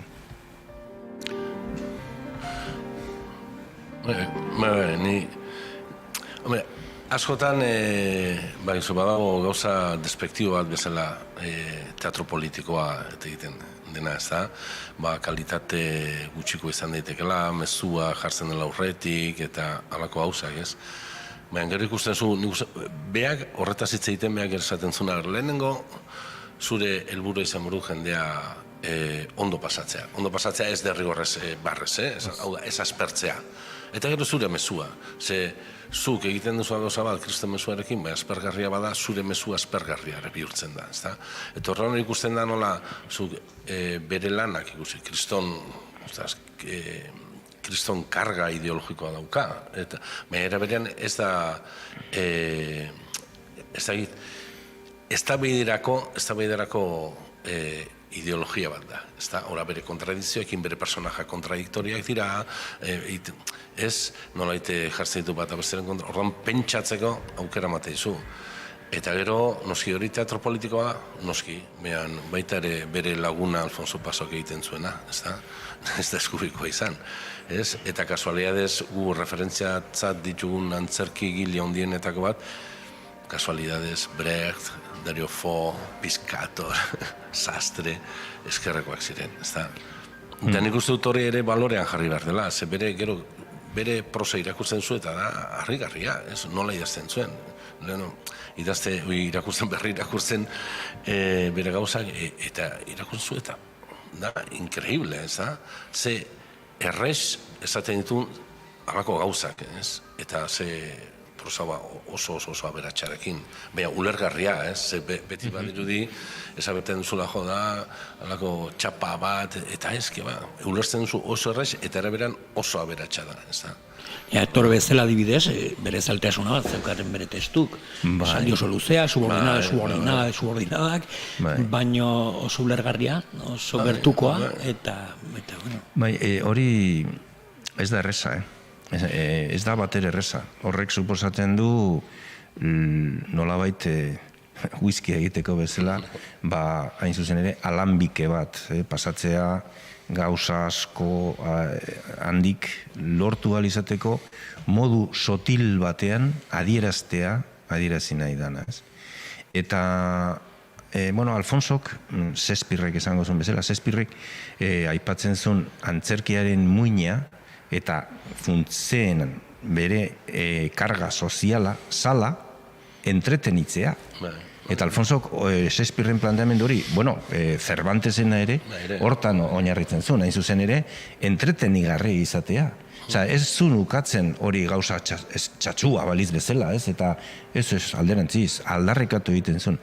Baina aldarrikatu egiten zuen, bide hortatikan baita ere farrea, eta farra oain ez da pala egiteko oldua, baina esan edete jendearen gana eramatea hori, txiste, eta la taberna fantastika hori da, eta gero Jardiel Poncelarekin harremanak izan zituen, Alfonso Pasoekin bezala, famili berekoa bai ziren, eta orduan, hildo hortatikan gauza izan zen, idazkera sotil landua eskaintzeko, eta horrekin batera nolabait literaturan funtsezkoa den egiantzekotasuna. Egiantzekotasuna. Hurbiltzea berak landu zuen teoria batera, zala teatro dokumentua. Bere garaian Peter Weissek landu zuena. Berak Peter Weiss itzuli zuen Alemanieratik, Marat Sade, hasiera batean, sekulako montaje egin zan, Adolfo Marsillak egin zuen bere garaian, bertan bera geratu zan, debekatu zuten, baina egiantzekotasun hortan aurkitzen dugu, sinesgarri izan daiteke, baina era berean nolabait guztia ez sinisteko hitzarmen bat egiten dana ikusle edo irakurle eta idazlearen artean. Orduan, hortan finkatu zuen teatro dokumento delakoa, bide hortatikan etorri ziren gero Gilo Pontecorvo, Zinean eta beste batzuk, baina oinarria izan zen Bertolt Brechten gandik nolabait aldentzea, haien didaktismotik ateatzea, sartzeko dokumentoetan. Orduan, bere zea guztietan aurkitzen dugu dokumentazio izugarria. Eta gero, kuriosa da, beha deitzen zen parlatura, ez da? Hori, uste dute, bai antzerki gintzan eta kontagintzan eta alakoak hiltzen garenok, derregorrez irakurra barreko lana da, el drama y sus lenguajes, ez da? Uste dut, hor, increíble, bera nola lotzen du berak esaten zuen, guk idazten dugu esateko, ez irakurtzeko. Eta badiot, tontakeri bat, ez? Behan gara, zu pentsatzen baduzu lan bat egiten dutala esana izateko, beste modu batea idatzi behar duzu. Ez da? Hau da, behar esaten, hori, hitza doinua da, ez? Hitza doinua da. Eta orduan berak esaten zuen, parlatura hitza asmatu zuen, hau da, nik idazten dut esateko parlatura bat. Eta hor, garatu zuen alako teoria bat horrekin, eta nik uste dut oso interesgarria da. Ze, derrepente, beste alde batetik behiratu behar duzu, bai literatura, bai idatzia, edo bai bere lanak irakurtzen duzu bere antzerki lan bat, egia da, zu personajak entzuten dituzu, ez da? Ez da bakarrik ekintza bat edo, ez? Ekintza hitza da, ez? Eta... Bai, frantzesez izan ziteken oaltur, adibidez beltz batek esan lezake Afrikatik non avons pas de la literature, nous avons de la oaltur, hori izango litzake, parlatura edo euskeraz ahoskotasuna, ala, zetaz eta esez, edo ahoskaritza izan zitekena, nola bait. Orduan, horri heltzen zion, ez bakarrik ik esan bezala eta oso ekarpen importantea da parlaturarena, ez bakarrik antzerkirako, baizik eta leheno entzun dugun testua, eta oraindik Inarren musika entzuten dugun, poesierako eta zerako, alegia, erabiltzen zituen aliterazioak eta mota horietako figura literarioak gehien batean lantzeko soinua. Eta horregatik jotzen du horren ondo, Inarrek jotzen dunarekin. Zeren biek eramaten dute, nolabaiteko aliterazio bat, ez? Bai, goatzen naiz, palabrok eta hori hitz egiten, parlatura bezala beste komediurgia zeukan, ez? Estudiolo komiko eta ni goatzen naiz horrelako hitzaldietan, igual ordu eta hitzeten komediurgiari buruz, ez batzen bada dramaturgia zergatik ez komediurgia horri, eta berak horren alde zegoen. Komikoa bere espezifizidadeekin landu eta... Kuriosa da zen batxiste zekizkien, zuk usten zolako pertsona eta nola parra egiten zuen txiste bat kontatzerakoan. Zekizkien txiste asko. Eta gero, anekdota grazioso asko uste dute nola da ikaipatu leheno idazlea, antzerki idazlea. Nire? Bai, Madrileko. Jardiel Poncela. Jardiel Poncela, edo uste beha gatik esado hiltzera zikoala, sartze goela, eta galeti pasa eta alako kotxe funebre bat oitako bat, eta Jardiel Poncela, taxi! Alfonso kontatzen zen. Bai, alako bat. Eta kuriosa nik ustute, esan behar gauza bat, eta txistearekin joan zait. Hori txistea. Hori ere kuriosoa da. Hori da txistea. Nik uste berak hitz egiterakoan horrelakoa, esateko kontuaz, hola komentatzen batzutan, komentatzen zuen nola La Taberna Fantástica, bagizu hor daka obra bat, nola da, Jerigonza... Lumpen Marginación y Jerigonza, bi edizio daude, bat, bai. Hori irakurri beharra, ere. Eta berra landu zuen asko, kartzelan zegoela Karrantxen, eta gero ere, alako lumpenaren... hizkuntza, argota. Hilenoena, eta alako. Eta horrela da fantastika egiterakoan, alako izkera bat erabili zuen, ezta? Taberna horretan, benetako taberna bat zen, da? Eta horko klienteak hitz egiten zuten modukoa. Horrean, gero, berak zein behar zuen, izkera hori nolabaite paperera ekarri. Hau da, ezin duzu bere horretan ekarri, behin duzu nolabaite asmatu eta horren antzaukena. Eta ez zutenean obra, tabernaria gomidatu zuen, eta maieran esan omentzio latorri Alfonsoren gana, eta Alfonso, es así, hablan así los de mi bar, es que es clavau, las clavau. Eta bera posik zegoen lortu zuelako tabernaria bera sinistea horrela hitz egiten zutela, beak asmatu zuenean, eskera hori, ez da?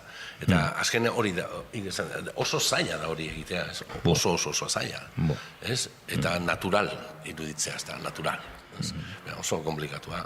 Azken egunetan, ikusi dugu giro parlamentarioan eta alako eztabaida eta hortik saretan sortu dana eta dramaturgoa eta bide politikoa ez ditugula banatzen eta uste dut, Alfonso Sastreren kasuan ezin direla banatu. Bi bideek bat egiten dutela bat eta politika dena dela sinisten badugu, Alfonso Sastre bintzat oso errotik zeukela ideia hori barruan, ez? Bere obra guztian dago politika, ez? Horren beste zen, bere literaturaren teorian ere planteatu zuen aldarrikapen bat, eta zala komediurgiaren bidetik tragedia konplexua deitzen zana, ez? Orduan, berak kritikatu egiten zuen antzerkiaren historia erabilitako ikuspegi greziarra. Orduan, grekoek planteatzen dute inolaz ere konpontzerik ez dagoen arazo bat. Eta hori da tragedia. Ez da Antigonaren tragedia, edo da problema horretan azaltzen da alde batetik kontzientzia norberarena, eta gero legea edo politika edo zearena, eta ezinezkoa, ez du irten biderik horrek, ez? Baina Alfonsok planteatzen zuen hori dela esatea askotan esaten da nabain, ez? Alegia gauzak hola direla eta ezin dira inolaz ere aldatu. Orduan, Alfonsok planteatzen zuen gauzak aldatu daitezkela eta horretarako behar bezalako testoak eman behar dira jendeak elikatzeko. Eta testo horiek izan behar dira bere konplexotasun horrekin. Alegia, ez tragedian geratzea, baizikan, eta asmatzea bide bat, ustezko aldatzeko gaitz den egoera bati bidea emateko, ez?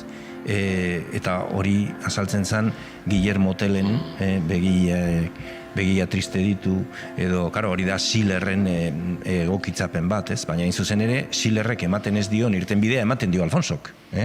Edo, ez dakit, bere obra ezberdinetan aurkitu dezakeguna, Filoctetes, demasiado tarde para Filoctetes, edo, ozean, beti badago irteteko aukera, eta beraz ez geratzeko kontrasan nagusi batean gure mundua beti aldagaitza izango balitz moduan, ez? Azkenean hori da, ez, politikan hori zer nahi duzu gauzak aldatu, gauzak horrelakoa dira, bueno, aldatu itzagun. Azkenean planteamente hori da, ez? Egia da, gauzak horrela dira, ez? Berak bideo hori jartzen du, aldatze bideo hori, ez da? Bene, aldatzea baita ere egiten duen munduan irakurketatik eta proposatzen duen idazkeratik. Berarentzat funtsezkoa zan beraz kulturaren aldarrikapenura. Alegia, bera egon zen Partido Komunistan nolabait intelektualen edo kultura arduraduna bezala zenbait urtetan komite ejekutiboan gero kaleratu zuten. Baina funtsezko izan zen frankismoen garaian 60. hamarkadaren hasieran hor Asturiasen mehatzean ibiltzen ziren langileek egin zituzten grebak. Orduan oso gogorra izan zen represioa eta momentu hortan sartu zen kultur ministeritzan Fraga Iribarne.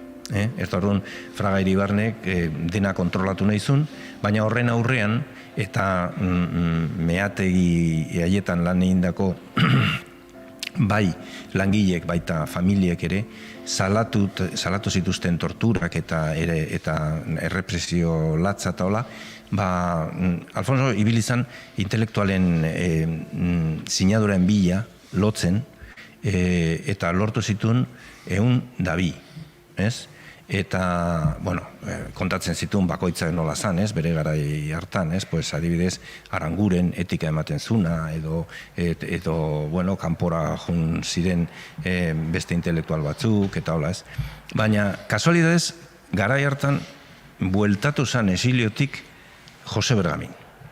Eta, orduan, antolatu zen Madrilen Jose Bergamini harrera egiteko halako festa moduko bat, ez? Eta Alfonso hurbildu zitzaion eta esan zion Jose Bergamini, maestro, tenemos este manifiesto para firmar en contra de la represión. Eta firmatuko zenduke, jende guztia zeon, beldurtuta, inor gezun sinatu nahi, eta Bergaminek esan zuen, bai, bere ala egingo dut, pla, sinatu zuen. Orduan, manifestori bihurtu zen, el manifiesto de Bergamin y los 102 intelectuales, eta Bergaminek alde behar izan zuen, etorri bezaila iztera alde behar izan zuen berriro esiliora, hori egiteagatik. Atzean zegoen Alfonso, eta sentitzen zen, hori egiteagatik, gaizki ez, azkenean erabiliko otezun, eta berak ze ustezun, eta gero berriro ere bueltatu zenean bigarren aldiz esiliotik eta ona etorri zenean, ni bertan nengoen Alfonsok esan zionean, barkatu horregatikan eta besteak esan zion, hori da zan gure bidea, hori da guk nahi eguna, ez, eta bira, biak hil dira Hondarribian. Hondarribian. Hau, ira...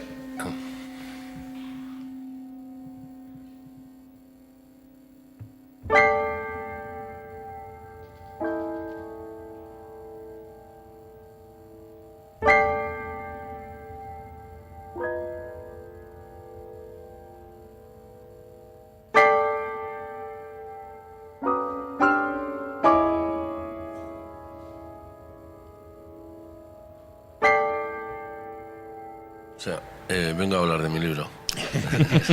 Bi liburu ekarritu Jose Mari Carrerek, sastrena uste dut. Orain, etorzen zait, primeraz aipatu pezen zeuenean eta intelektuala, eta orduan, ekarri dut El Camarada Oscuro, honetza da genial libra.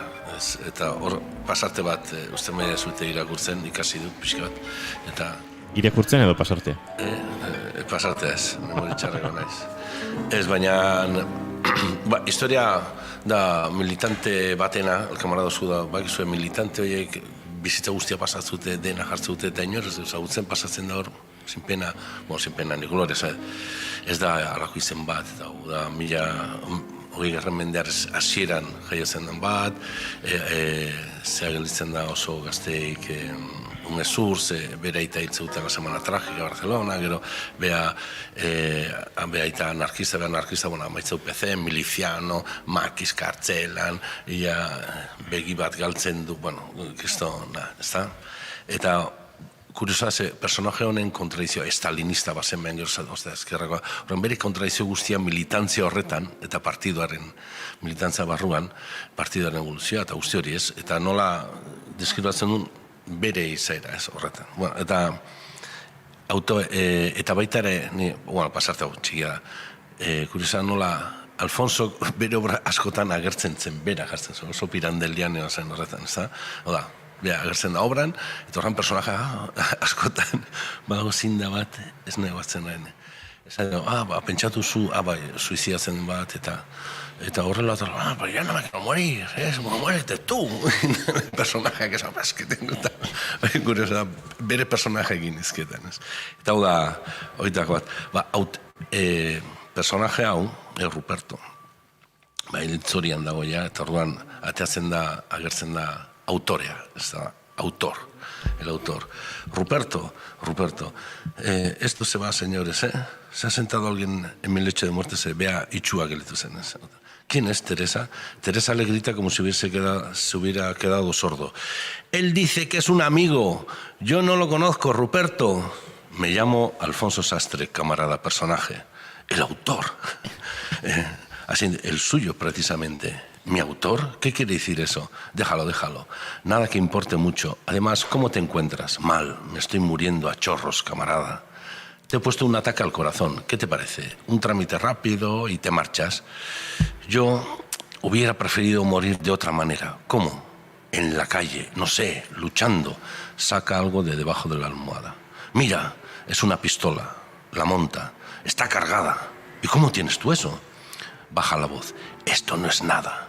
Tengo todo un depósito de armas y municiones en el Pirineo.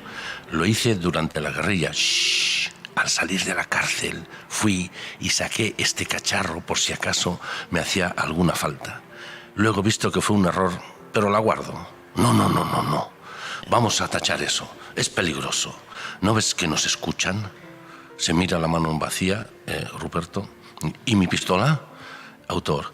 ¿Qué pistola? Le hace una señal de inteligencia. Yo al menos no he visto nada. Ruperto. Así que tú eres un intelectual. Por fin se presenta alguno. Pues sí, ya ves. Y mira, te he traído a Felipe. Felipe sonríe, este personaje.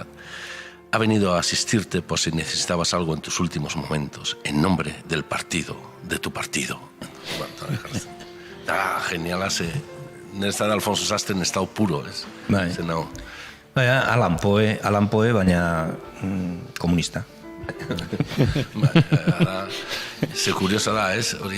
Ostras, el autor habla con su personaje, ez alako gauzak eta baita ere nola jartzen du ere, pues tenía las armas, bueno, fue un error, bueno, tampoco, gauza, komplizidade guztioi bere personajeekin, ez da, da, bere personajeekin, ze bere akorra bizi zuen, ez da, komplizidade horiek, ez da, bere kontradizioak, tengo una pistola, pero bueno, mejor no.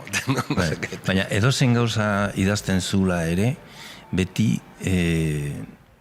nik esango nuke bazula multi-interpretaziorako aukera, ez?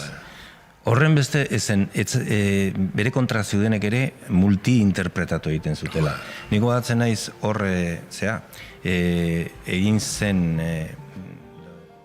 justo Victoria Eugenian, egin zen bere obretariko bat, zan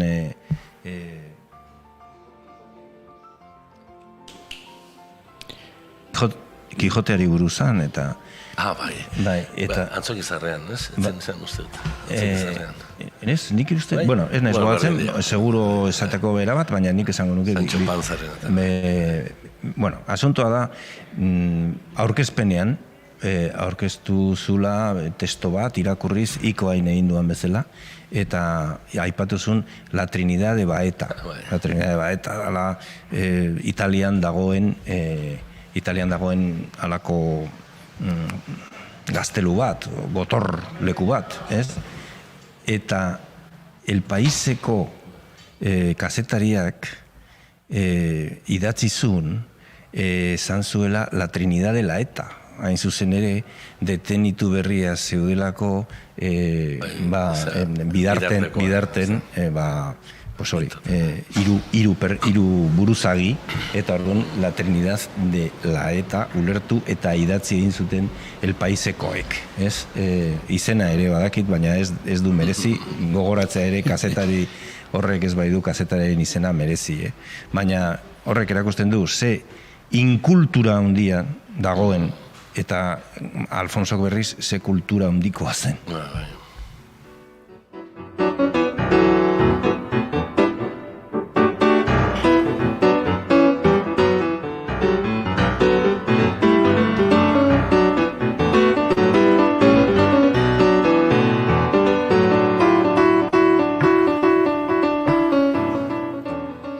Leno aipatu zufito literaridade hori edo nola jolasten zuen letrekin, bueno, fonemekin, ze musikalidadea.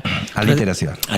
Etorrezei burua Genofa Junkala, Roja Gitana, El Jaizkibel. Orgia de Jotas, ez berak esaten zuena. La Serrana la Vera oinarrituta. Zibila jaten zituena. Mantzeten Premio Nazional horrei. Askotan hartzen zitune bai, beste mituko, beste garai bateko istorioak eta begirada berri batekin. Beste garai batekoak eta garai honetakoak. El Círculo de Tiza Caucasiano Bertolt Bregena bihurtu zen Historia de la Muñeca Abandonada eta bueno, alakoak baziren, bersioak, baina nik uste literatura hori dala. Borgesek esaten zuen beti ari gerala liburu berdina idazten denon artean, eta ari gerala etengabe idazten gainera, eta baina modu berri batez, Josanton Hartzek esaten zuen bezala, ez, iturri zarretik ur berria, baita ere aliterazioa zerekin, ez. Orduan, Alfonso hoxe egiten zuen. Claro, asko irakurtzen zuen, eta erreferentziak zituen bere teatrorako, grekoak, alemanak, frantsesak, mota guztitako referentziak, Italian, oso maitatua izan zen Italian, zer esanik ez, Kuban edo... De hecho, begira, hemengo gure kultur kontseilari altxuak ez du aipatu ere egin, Espainiako kultur ministroa, Miguel Izetak ere, ez du aipatu ere egin, behan Kubako ministroak aipatu du. Kuriosoa da. Haren hitza gainera hemen genituen, oso mingarria ezagutu genuen ontzako, Alfonso Sastre Espainiar pentsalari eta dramagilearen eriotza, bere obra monumentalak aurrera egingo du eta dirau egingo du urteetan, ez? Kubatarrok ez du ahaztuko zein lagun leiala izan zen eta hemendik gure onarpena eta bere memoriari gazteleraz genuen kubatarrak esandakoa eta itzulpena gutxura hori azkar xamarra eginda, baina esanguratsua da oso. Begira parlamentuan, Mertxez Puruak, goraipan tu, ez da izan, eta eta Ciudadanoseko haustu dut. Malagako... Eta esaten nola liteke hori... Analfabetoa, atatea zen hor. ABC berak esan ez, bueno, bere kontrakzio política... Es lo que me faltaba por oír esta mañana, un homenaje a Alfonso Sastre, aquí en la tribuna, por parte de Bildu. ¿Qué es lo que más le gusta de la obra de Sastre? Su participación en los asesinatos por los que fue condenado y su participación y su pertenencia a la banda terrorista... Ikusten ari gara Fito Rodríguez eta Jose Mari Karren aurpegia, uste dut, Mertxeiz Puruak parlamentuan zeuken aurpegi berbera. Ze ari ze esaten. Gezurra da. Alfonso, izango du lo de la calle Correo eta hori, detenitzuten, zertze bate pasa zituen, eta gero absuelto atera zuten. Hau da, ez dago kondenatuta inoiz. Hau da, gertatzea, hemen badakiguna, ez, que aquí vale todo. Vale todo, eta de la ignorancia virtud egiten dute hauek, ez, eta ez da zer gertatzen, ez. Ta ederrena egunero kantari ez natzen dena, biba mundua zure itzen gomutan ez naiz galdua. Tristuraren mamua usatzekotan aurregin ganoraz ez egon lotan mamua minez negarra. Eta kantu honekin ere nahi dugun murgildu mai, Alfonso Sastreren bizitzaren beste arlo edo esparru garrantzitsu batean, ez? Rogelio Botantzek abestuta, disko oso polita, ez? Alfonson olerkiekin eta Rogelion kantekin, eta justu hau Eva Foresti dedikauta. Lehen hitz egin dugu, baskaltzen binomio hori, ez? Sastre Forest Sastre. Konparaketak izan dira mai gainen. Bai, nik uste askotan egin dira Sartre Buboa edo Forrame, ez, paralelismo horiek, ez, horrelako binomio. Esan dezakegu kasu honetan Sastre eta Forest binomio ezinbestekoa izan dela. Hombre, Fito gehiago zautu, nik ezautu dutan da ez zen existituko Alfonso, ebarik gabe, ia. Bistan da. Da horrela. Alrebaz igual bai. Bai, ebak bere kabuzak esan bazuen. Eba bai. Bai, oso, bueno, errezegia da esatea ez osagarriak zirela, baina teorikoki ere Alfonso San askoz zurrunagoa eta hola, Ebaren autuak beti izan ziren zabalagoak, nola baita esan nahi dut, batek Alfonsok hartzen baldin bazun Carlos Marx eta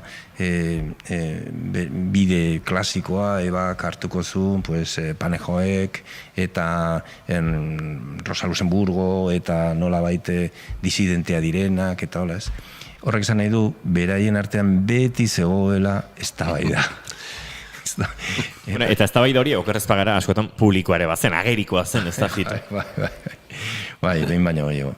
Baina, bueno, praktikara eramateko garaian, elkarren arteko indarrak batu egiten ziren eta lortzen zuten nekez lortu daitekena, zenbait gauzetan, ez? Hauek nik gogoratu behar dut agian, hauek ez ziren saldu ezertara, orduan esan nahi du bizitzeko ere, bizitzeko adina justu lortzen zuten egunerokoari aurre egiteko. Gogatzen naiz, Alfonso konbidatu zutela Estado Batutara, Kaliforniara, irakasle eta islari izatea, garai batean, hori izan noski, euro etorri baino lehenago, orduan, klaro, dolarretatik pesetetara pasatzea, horrek ekartzen zuen aukera handia haiek hain zuzen ere bizi ahal izateko.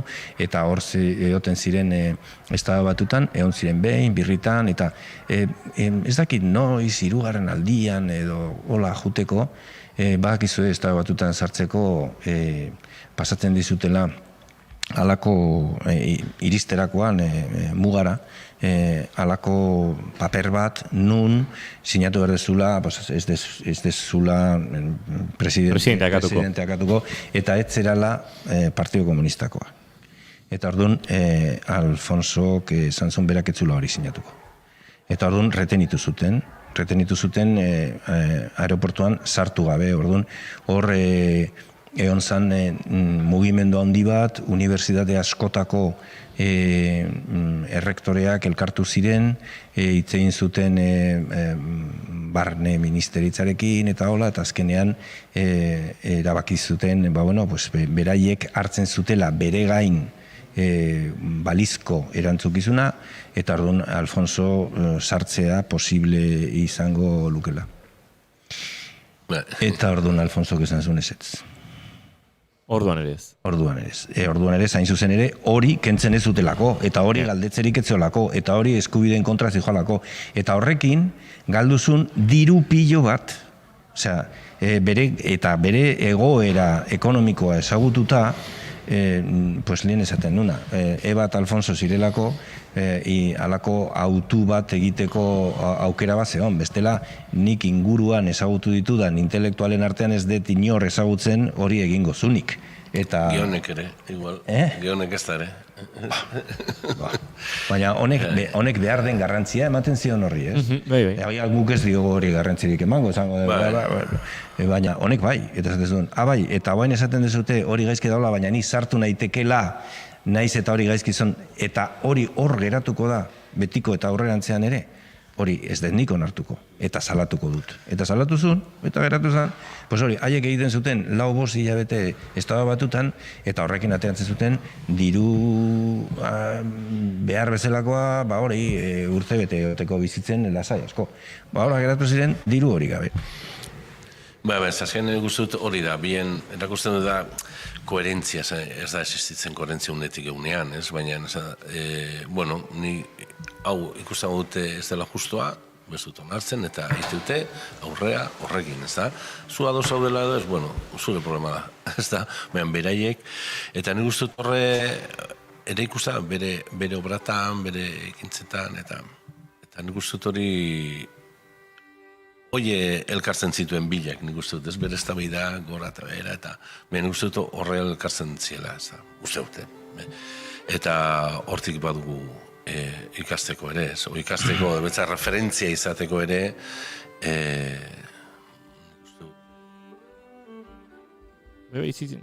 Ez, bitxatzen zen hori, zenbat ikasten zualako jendetatik, ez da, horretan.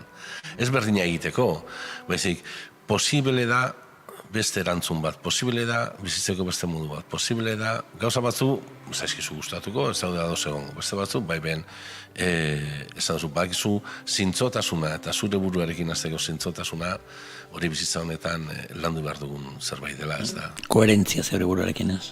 Bai, bentsat eunetik berroian, bentsat, ez da. Bentsat zerbaitetan, ez? Zerbaitetan, ez. Bai. Nik bera, leheno aipatu dugu aliterazioa, ez, ba, beste figura bada berso akronimoak, ez? Eta akronimoak esan nahi du lehenengo letrez osatu egiten dela izena, eta izena, edo esan nahi dena, mezua, oharkabe pasatzen bada ere, hor geratzen da. Eta bueno, ez dakit dena irakurtzeak mereziote duen, baina bere pequeña elegía para un hombre delgado, alegia argalari, argala akatu ondoren egindako bertzotan, ikusten dira akronimoiek, ikusten ez badire ere. Esan nahi dute, entzuten dira, eta ez dira ikusten, baina ikusten dira, eta hor dago mezua. Fijatu, lehenengo hitzak zeintzu diren, eta nola azaltzen den argala. Esaten du. Alarma, alarma, estamos tus amigos, reunidos a la luz de tu alma sombra, girando de la lágrima a la vida, azuzados por ti, tu bravo ejemplo, los ojos que explicaron la pureza, a nosotros nos miran y no paran. Ahora mismo miro tu sombra y te reclamo. Retorna un poco, mira hacia esta parte. Gozoso el día surge, míranos, a tu lado. La voz ya no está rota. Los compañeros gritan, Iraultza, Alail, con voz entera y fuerte.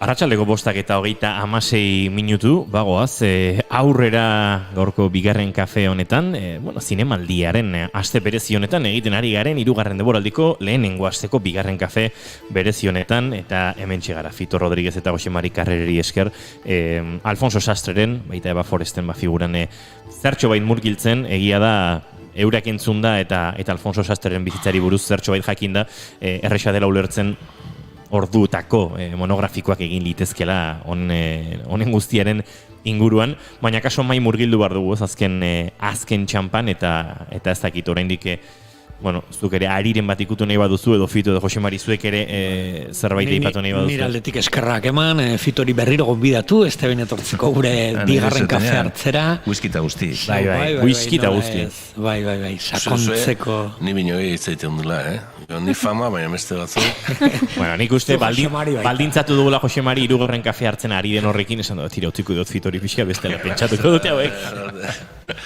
Bai, gero, nik esanen, Alfonso eta kuriosa da asko da intelektualena, eta bere ipatzen du ez. Eta gero berekin egon da, zurrultasuna beretxean egotea, Ebarekin batez da, voy a hacer unos chipiranes, voy a hacer, no sé, nigual ze frase bat, nigual zen naiz, oso graziosa, Madrilea estrenatu zutenean, Ulalume, donde estás, joan ginen, askekoak, Orko Etxeberria, ni, bat, eta Frabetiren etxean, gelditu behar ginen, eta bidean gelditu, Burgosen, jateko, ez da, bazkaltzeko bidean, eta ebak esaten, arkumia, comer cordero ahora, que Frabetes son vegetarianos. Ez, de repente, humanizatzen dituzte alako fraseak ez. Eta azkeko bileratan ere ez da, bueno, tal, ez da gizeiz lari jakarriko duzta gizeiz, tal, igual, eta muy bien, pero a cenar, ¿a dónde vamos a ir? Eta realmente ikusten zenuen, zuretzat zela, ez pertsona humano bat, ez da, zuretzat, Alfonso, eta alako gauzekin azten zirenean, de repente, oraindik gehiago maitatzen zenitun, ez da? Guk askotan eramaten gendun botila bat ez guzkina, ardona, asko gustatzen zitzaion Alfonso horita, eta hasi edaten edola, eta Alfonso beti esaten zen. Egon nintzenean Hungriako embajadore sozialista horrekin, ark esan zidan, behin botella irekita, ezin dala itzi, bukatu egin behar dela berta. Eta hola, gero hori, zen, ez, de repente hori, embajadore ez da gizen, gero, eta zuzode bere egin, hola txikituta, ez da, hola txiki inda, ez da, ni ez, renteko. Eta argazkiak lehenguan Arnaldo tegi patezuten bere etxean, eta lehenko aldiz joaten zen, liburutegia da. Osta, increíble, ez da? Eta ikusten zu, argazki hori zin da, Alfonso eta ondoan da, ostras, Salvador Allende. Beste argazkian, Nizen, Fidel Castrorekin, eta alakoa, eta repente, esatezu, eta ni honen etxean nago. Behera berean, inoiz ezitzun sentitz arazten gutxiago. Iri entzun diat, berak planteatu zula antzerki nazionala. Bai. Nigo zen, berrein dela aspaldi, eta da bakarra Euskal Herrian antzerki nazional behain hartzen zen Irlandako esperientzian, eta hori eta bertzela antzerki nazional bat. Ez Euskal Gaieta, antzerki nazional bat, eta harritzen zitzaion nola Euskal Herria zuen bizitza sozialakin, politikoekin, dene horietatik, ez zela sortzen alako antzerki bat, ikusten zula eta Katalunian badago, adibidez. Hori da, ikusten zula, hau da Euskal Antzerkia. Hemen egiten dugu txapeiz gaskoz, eta gaina arro, ez da. Bueno, egiten dugu beste gauza asko ere, ez dute. Baina esan dute, kanpora ateratzen dena, da hori, ez da. Eta ez da, eta lanketak egin dira, eta guzti hori, nik ez dute gutxi etxina. Horregatik Alfonso esaten zuen, urteetan zehar bota diguten leloa, ez? Euskal Herriko egoera desdramatizatu inbarra dela, berak esaten zuen, ez dramatizatu inbarra degula. Eta hori da falta esan zaigu. Hori da, orain hasi da. Gure bersioa ematea, gure... Eta gero beste, orokorrean ez, pentsatu ez, hau da, nola nahi dugu antzerki bat Euskal Herrian. Identifikatzen Euskal Herriko bezala, humor inglesa egiten den bezala, edo alako hausik, ez? Edo Espainian, el teatro español, ez del siglo de oro, eta egia da, identifikatzen duzu, ez nola egin gure antzerkia, egon dia saiakerak, Aresti saiatu zen, gero antzerki talde batzuk ere, forma parateatralak hartu zen, baina ez du kuajatu alako... Jarrai taldea. Jarrai taldea. Ramon Saizar Vitoria eta kompainia. Berak idatzi zuen... Jarraitzu ziren, jakin gabe, aban lalet. Eta hori kuriosa da nola Madriletik etorritako, Granmak horretan, ze beti niberi galetu nion behin elkarsketa, gaina garrantzatei nion. Eta, pero, zuzertzea, Euskal idazle bat, edo Madrilean, zezakizu, problema da kasu, jartzen gaun, Alfonso Sastre, Euskal idazle, Madrilekoa, dara mazki, iruita mazazpitik eben, eta galetu nion, eta behak esan zen. Nik ez dakit, nigo nintzen Baionako goze greban, katedralean, Monzonekin, eta Monzonek esan zean, zu greban, zu orain ja Euskalduna zera, eta Monzonek esan bazuen, Euskalduna esan gure. Eta kuriosa, Granmak notizia ematen, nola hilden, jartzen du, el autor vasco, autor intelektual tal vasco, ha muerto en Hondarribia. Bai? Telesforo Monzon izan zan gainera barne ministroa, eta orduan Telesforo Monzonek sinete zituen pasaporteak, eta beraz ematen zuen izaera politikoa, eta orduan eman zion, Alfonso hori, bai. Eta kuriosa, zegoatu niz hori, Granma jartzen zuela el escritor vasco, escritor intelektual vasco, muerto en Hondarribia, eta ostras, begira, kubatarrek zergi dagaten, dago zalantzatan oraindik. Jose Mari Carrere, Fito Rodríguez, mila esker, plazerra izan da, lujo bat izan da, eta, jarraituko du whiskyan eta kafeak hartzen nahi duzuenean. Eta foskau. Nahi hartio, bai. Eskerrik asko bilioi. Zan ondo, agur.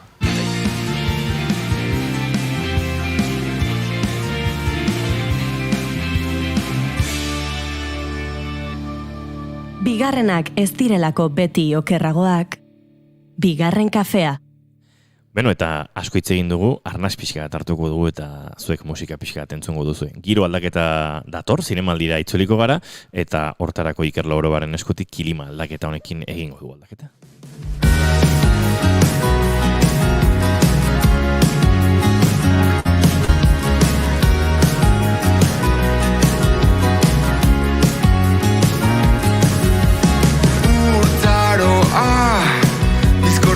nauzu poloetan, glaziarretan, epelta eroso ginenean, eten dira komunikabideak, gure artean, berenjiako zubirik ez dago. Galdu naiz, aurkituko nauzulako, aztarnak irakurtzen ikasi duzulako, eta bihar topa egiten topatuko nauzu, basamortuan. Zure eskuen kilimaldaketak, azalean inorritu dizkit nahiak, idoloak arpiatzaientzat, urakanek eraiki dituzte gurtzalekuak. Galdu naiz, aurkituko nauzulako, aztarnak irakurtzen ikasi duzulako, eta bihar topa egiten topatuko nauzu, basamortuan.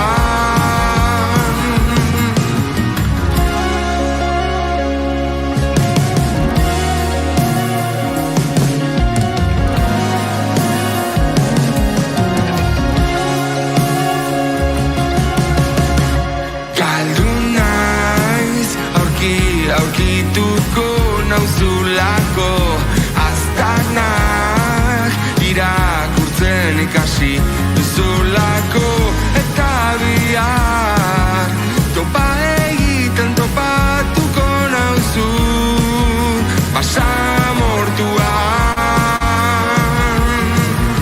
Kilimaldaketa izotzaronetan, kilimaldaketak zure azalik gabe utziko nau. Kilimaldaketa izotzaronetan, kilimaldaketak zure laztanik gabe utziko nau.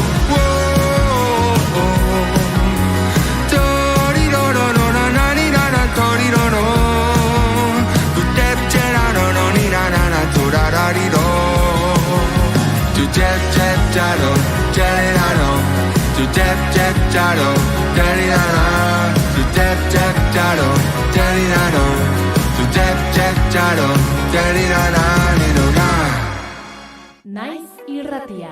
Ene eta enba sindikatuek deituta, dozenaka lagun irten ziren kalera Hernani eta Usurbil lotzen zituen esne martxan. Egoera larria dela eta gutxieneko duintasuna eskatu zentzun genien bildutakoei.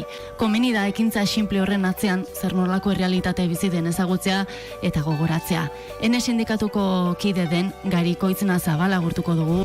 Azken urtean bereziki latza izaten nahi da, bai denei bezala, hidrokarburok eta horrek laneak eragiten duen gasoiek, argindarrak eta hauek egituten igoera guztik, baina gutxela bera urtebetera guatzea praktikamente, zerealak mundu bainan ikeragarrizko espekulazio ariketa bat bizitzen nahi de faktore ezberdinek tarteko, eta kosteak disparatzen haidienak. Eta urtebete hontan, esaten dizutena, zelenko geizkenetik hasi zien iotzen, azkenen beste gauza batzutan ez bezala, eozineko iztuen kostu iotzen baldin badia, ekoltzait altzairugun gertatzen den bezala, azken prezioan inputatzen da, eta konbenatuta, behartuta daude ordaintza ez, eta baserritarron kasuan ematen da, iotzen di eta igoero itenak, baserritarran gai botatzen diela. Eta horren, saiak ere ezberdinekin ditu, batipa distribuzio kate handi hau geuz da pixo handi guazten nahi die, gure herrine saltzen den elikagai volumenen, ez? Eta sartu nahi genduna zen alde batetik, beraiei,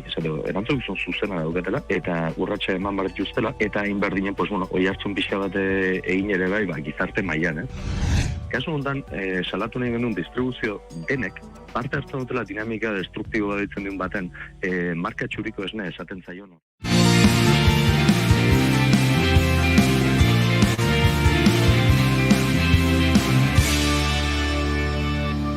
Keep calm and bigarren kafea.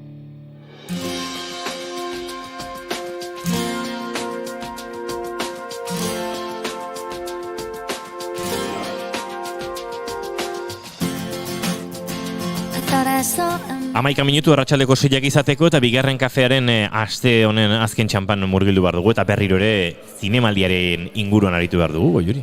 Zinemaldia hitz egin dugu, baina ez dugu gauza garrantzitsu bat aipatu. Aurten Donostiako Zinemaldiak ez duela genero bereizketarik egingo interpretazio sarietan. Gizonezko aktore onenaren zilarrezko maskorraren eta emakumezko aktore onenaren zilarrezko maskorraren ordez, interpretazio nagusi onenaren zilarrezko maskorra eta taldeko interpretazio onenaren zilarrezko maskorra emango dituzte. Honako esan zuen Jose Luis Rebordino Zinemaldiko zuzendariak erabakia azaldu zuenean. Urte honetatik aurrera, Donostia Zinemaldiak ez du genero bereizketarik egingo interpretazio sarietan. Gizonezko aktore onenaren zilarrezko maskorraren eta emakumezko aktore onenaren zilarrezko maskorraren ordez, interpretazio nagusi onenaren zilarrezko maskorra eta taldeko interpretazio onenaren zilarrezko maskorra emango dira. Guretzat, generoak, eraikuntza sozial eta politiko bat, antzezpenean bereizketa egiteko irizpide izateari utzi dio, eta horregatik erabaki dugu aldatzea. Epaimaiak, antzezpen txarren eta honen artean bereizi beharko du, Berlineko zinema jaialdiko gure lagunek jada hasitako bide beretik. Izan ere, Berlinalek, alegia Berlingo nazioarteko zinemaldiak, ez zuen generoaren bereizketarik egin otsailean banatu zituzten sarietan.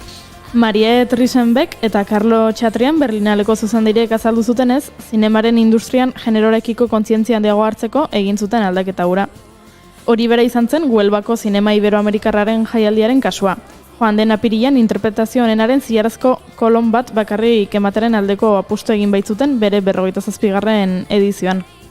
Amerikako estatu batuetako MTV Movie and TV Awards sarietan 2017tik ez dute genero bereizketarik egiten. Eta Emmy sarietan ere berdintasunaren izenean aldaketa bat ikusi ahalko dugu. Tira, haien ez dugu ikusiko, hain da txiki aldaketa. Datorren ediziotik aurrera, edozein kategoriatako aktore edo aktoresa izendatuek edo irabazleek eskatu izango dute euren izendapen ziurtagirian eta Emmyan sarian bertan interprete terminoa agertzea. Gizonezko aktor edo emakumezko aktres terminoen ordez. Baina hala ere bi kategoriak mantentuko dituzte.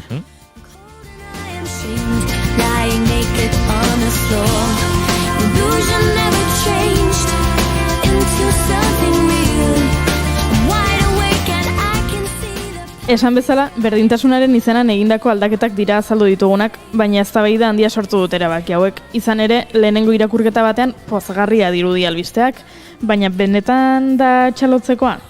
Elkarteen arabera ez, Zima elkarteak emakumezko zinemagileen elkarteak argi du ezetz. Virginia Yague egidulariak esan zuen zergatik. Rol maskulinoen eta femininoen presentzian berdintasun baldintzetan ez genuke zalantzarik izango aukera horren komenigarritasunari buruz, baina berdintasun hori ez da erreala. Eta oinarrizko berdintasun horretatik abiatzen ez garenez, erabaki okerra iruditzen zaigu, emakumezko aktoreen ikusgarritasunaren eta sari bat eskuratzeko aukeren aurka doalako.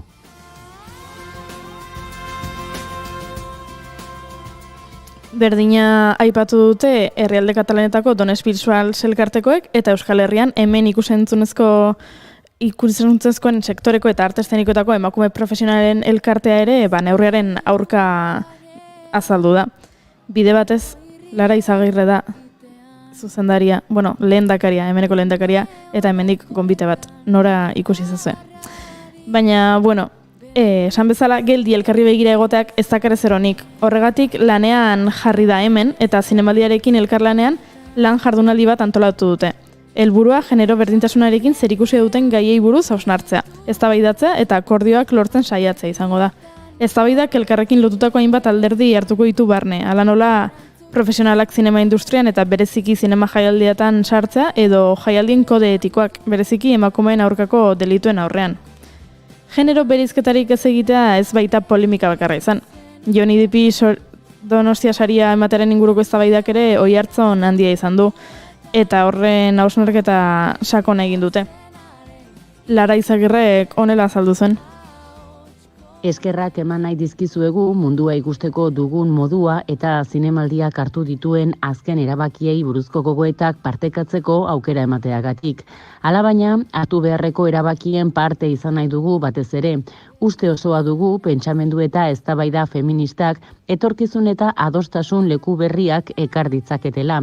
Zinemaldi berdintzaileagoa eta askotarikoagoa sortzeko. Arazoa den ardura komun den honetan. Baina Depp, Woody, Spacey eta artista eta artea bereiztearen eztabaida beste egun baterako utziko dugu. Itzuli gaitezen interpretazio sarietan genero desberdintasunik ez egitearen erabakira. Izan ere, galdera bat datorkigu burura. Lehendik dauden genero neutro edo genero bereizketarik gabeko kategorietan, adibidez gidoigintza, zuzendaritza, kategoria horiek gizonezkoek monopolizatzen badituzte, zergatik ez litzateke horrela izango interpretazio kategorietan.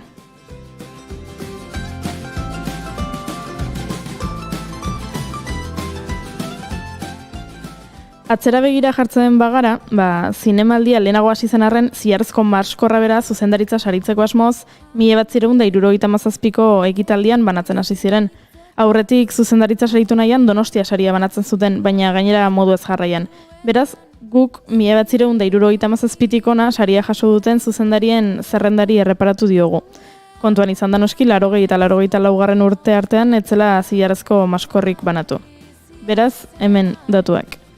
1977tik gaur egunera arte, 55 zuzendari saritu dituzte.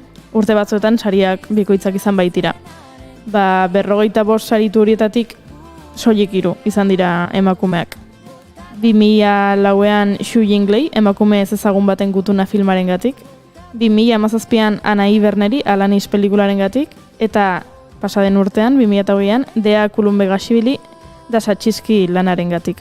Datuak hor daude eta kezkagarriak dira. Hautaketa batzordeak 2019ko urritik 2020ko irailera bitartean ikusitako 2487 filmetan genero maskulinoarekin identifikatzen diren profesionalak dira gehiengoa. 65%tik 180 bitarteko 100etan. Azkenean, batzordeak hautatu zituen 110 filmen artean, genero femeninoak presentzia handiagoa izan zuen kategoria guztietan, baina ez zuen 140ko partaietza gainditu film bakar batean ere.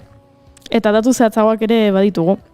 Sail ofizialean 16 film luze eta 3 telesaiek parte hartu zuten pasaden urtean.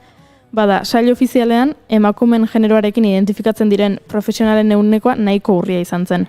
Zuzendaritzan adibidez, 115. Argazkilaritzan 108 eta gidoigintzan 123,3.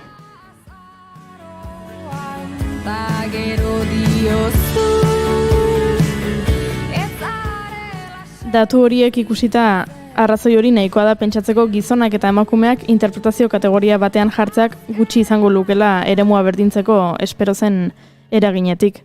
Ziur asko emakumeek ez lukete emanaldiko saririk irabaziko.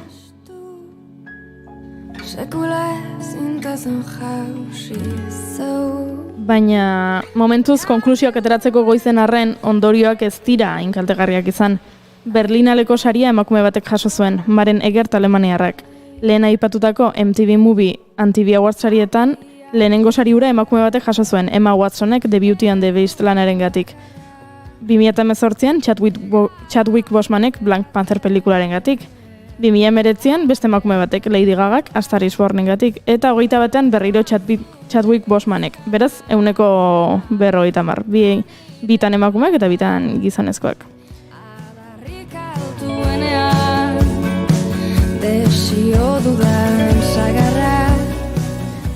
Ikusiko dugu nork jasotzen duen zinemaldiko interpretazio saria aurten.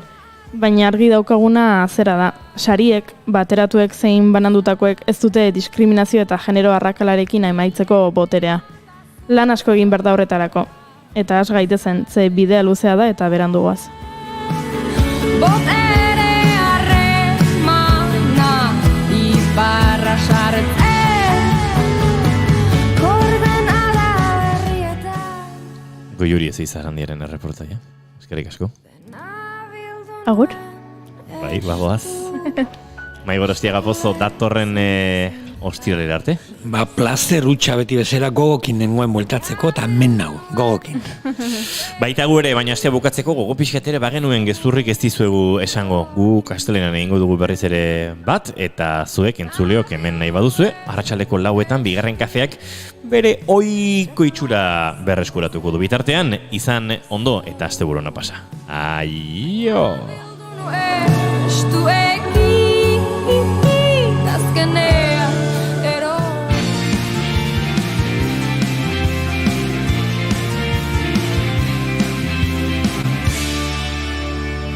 Keep calm and bigarren kafea.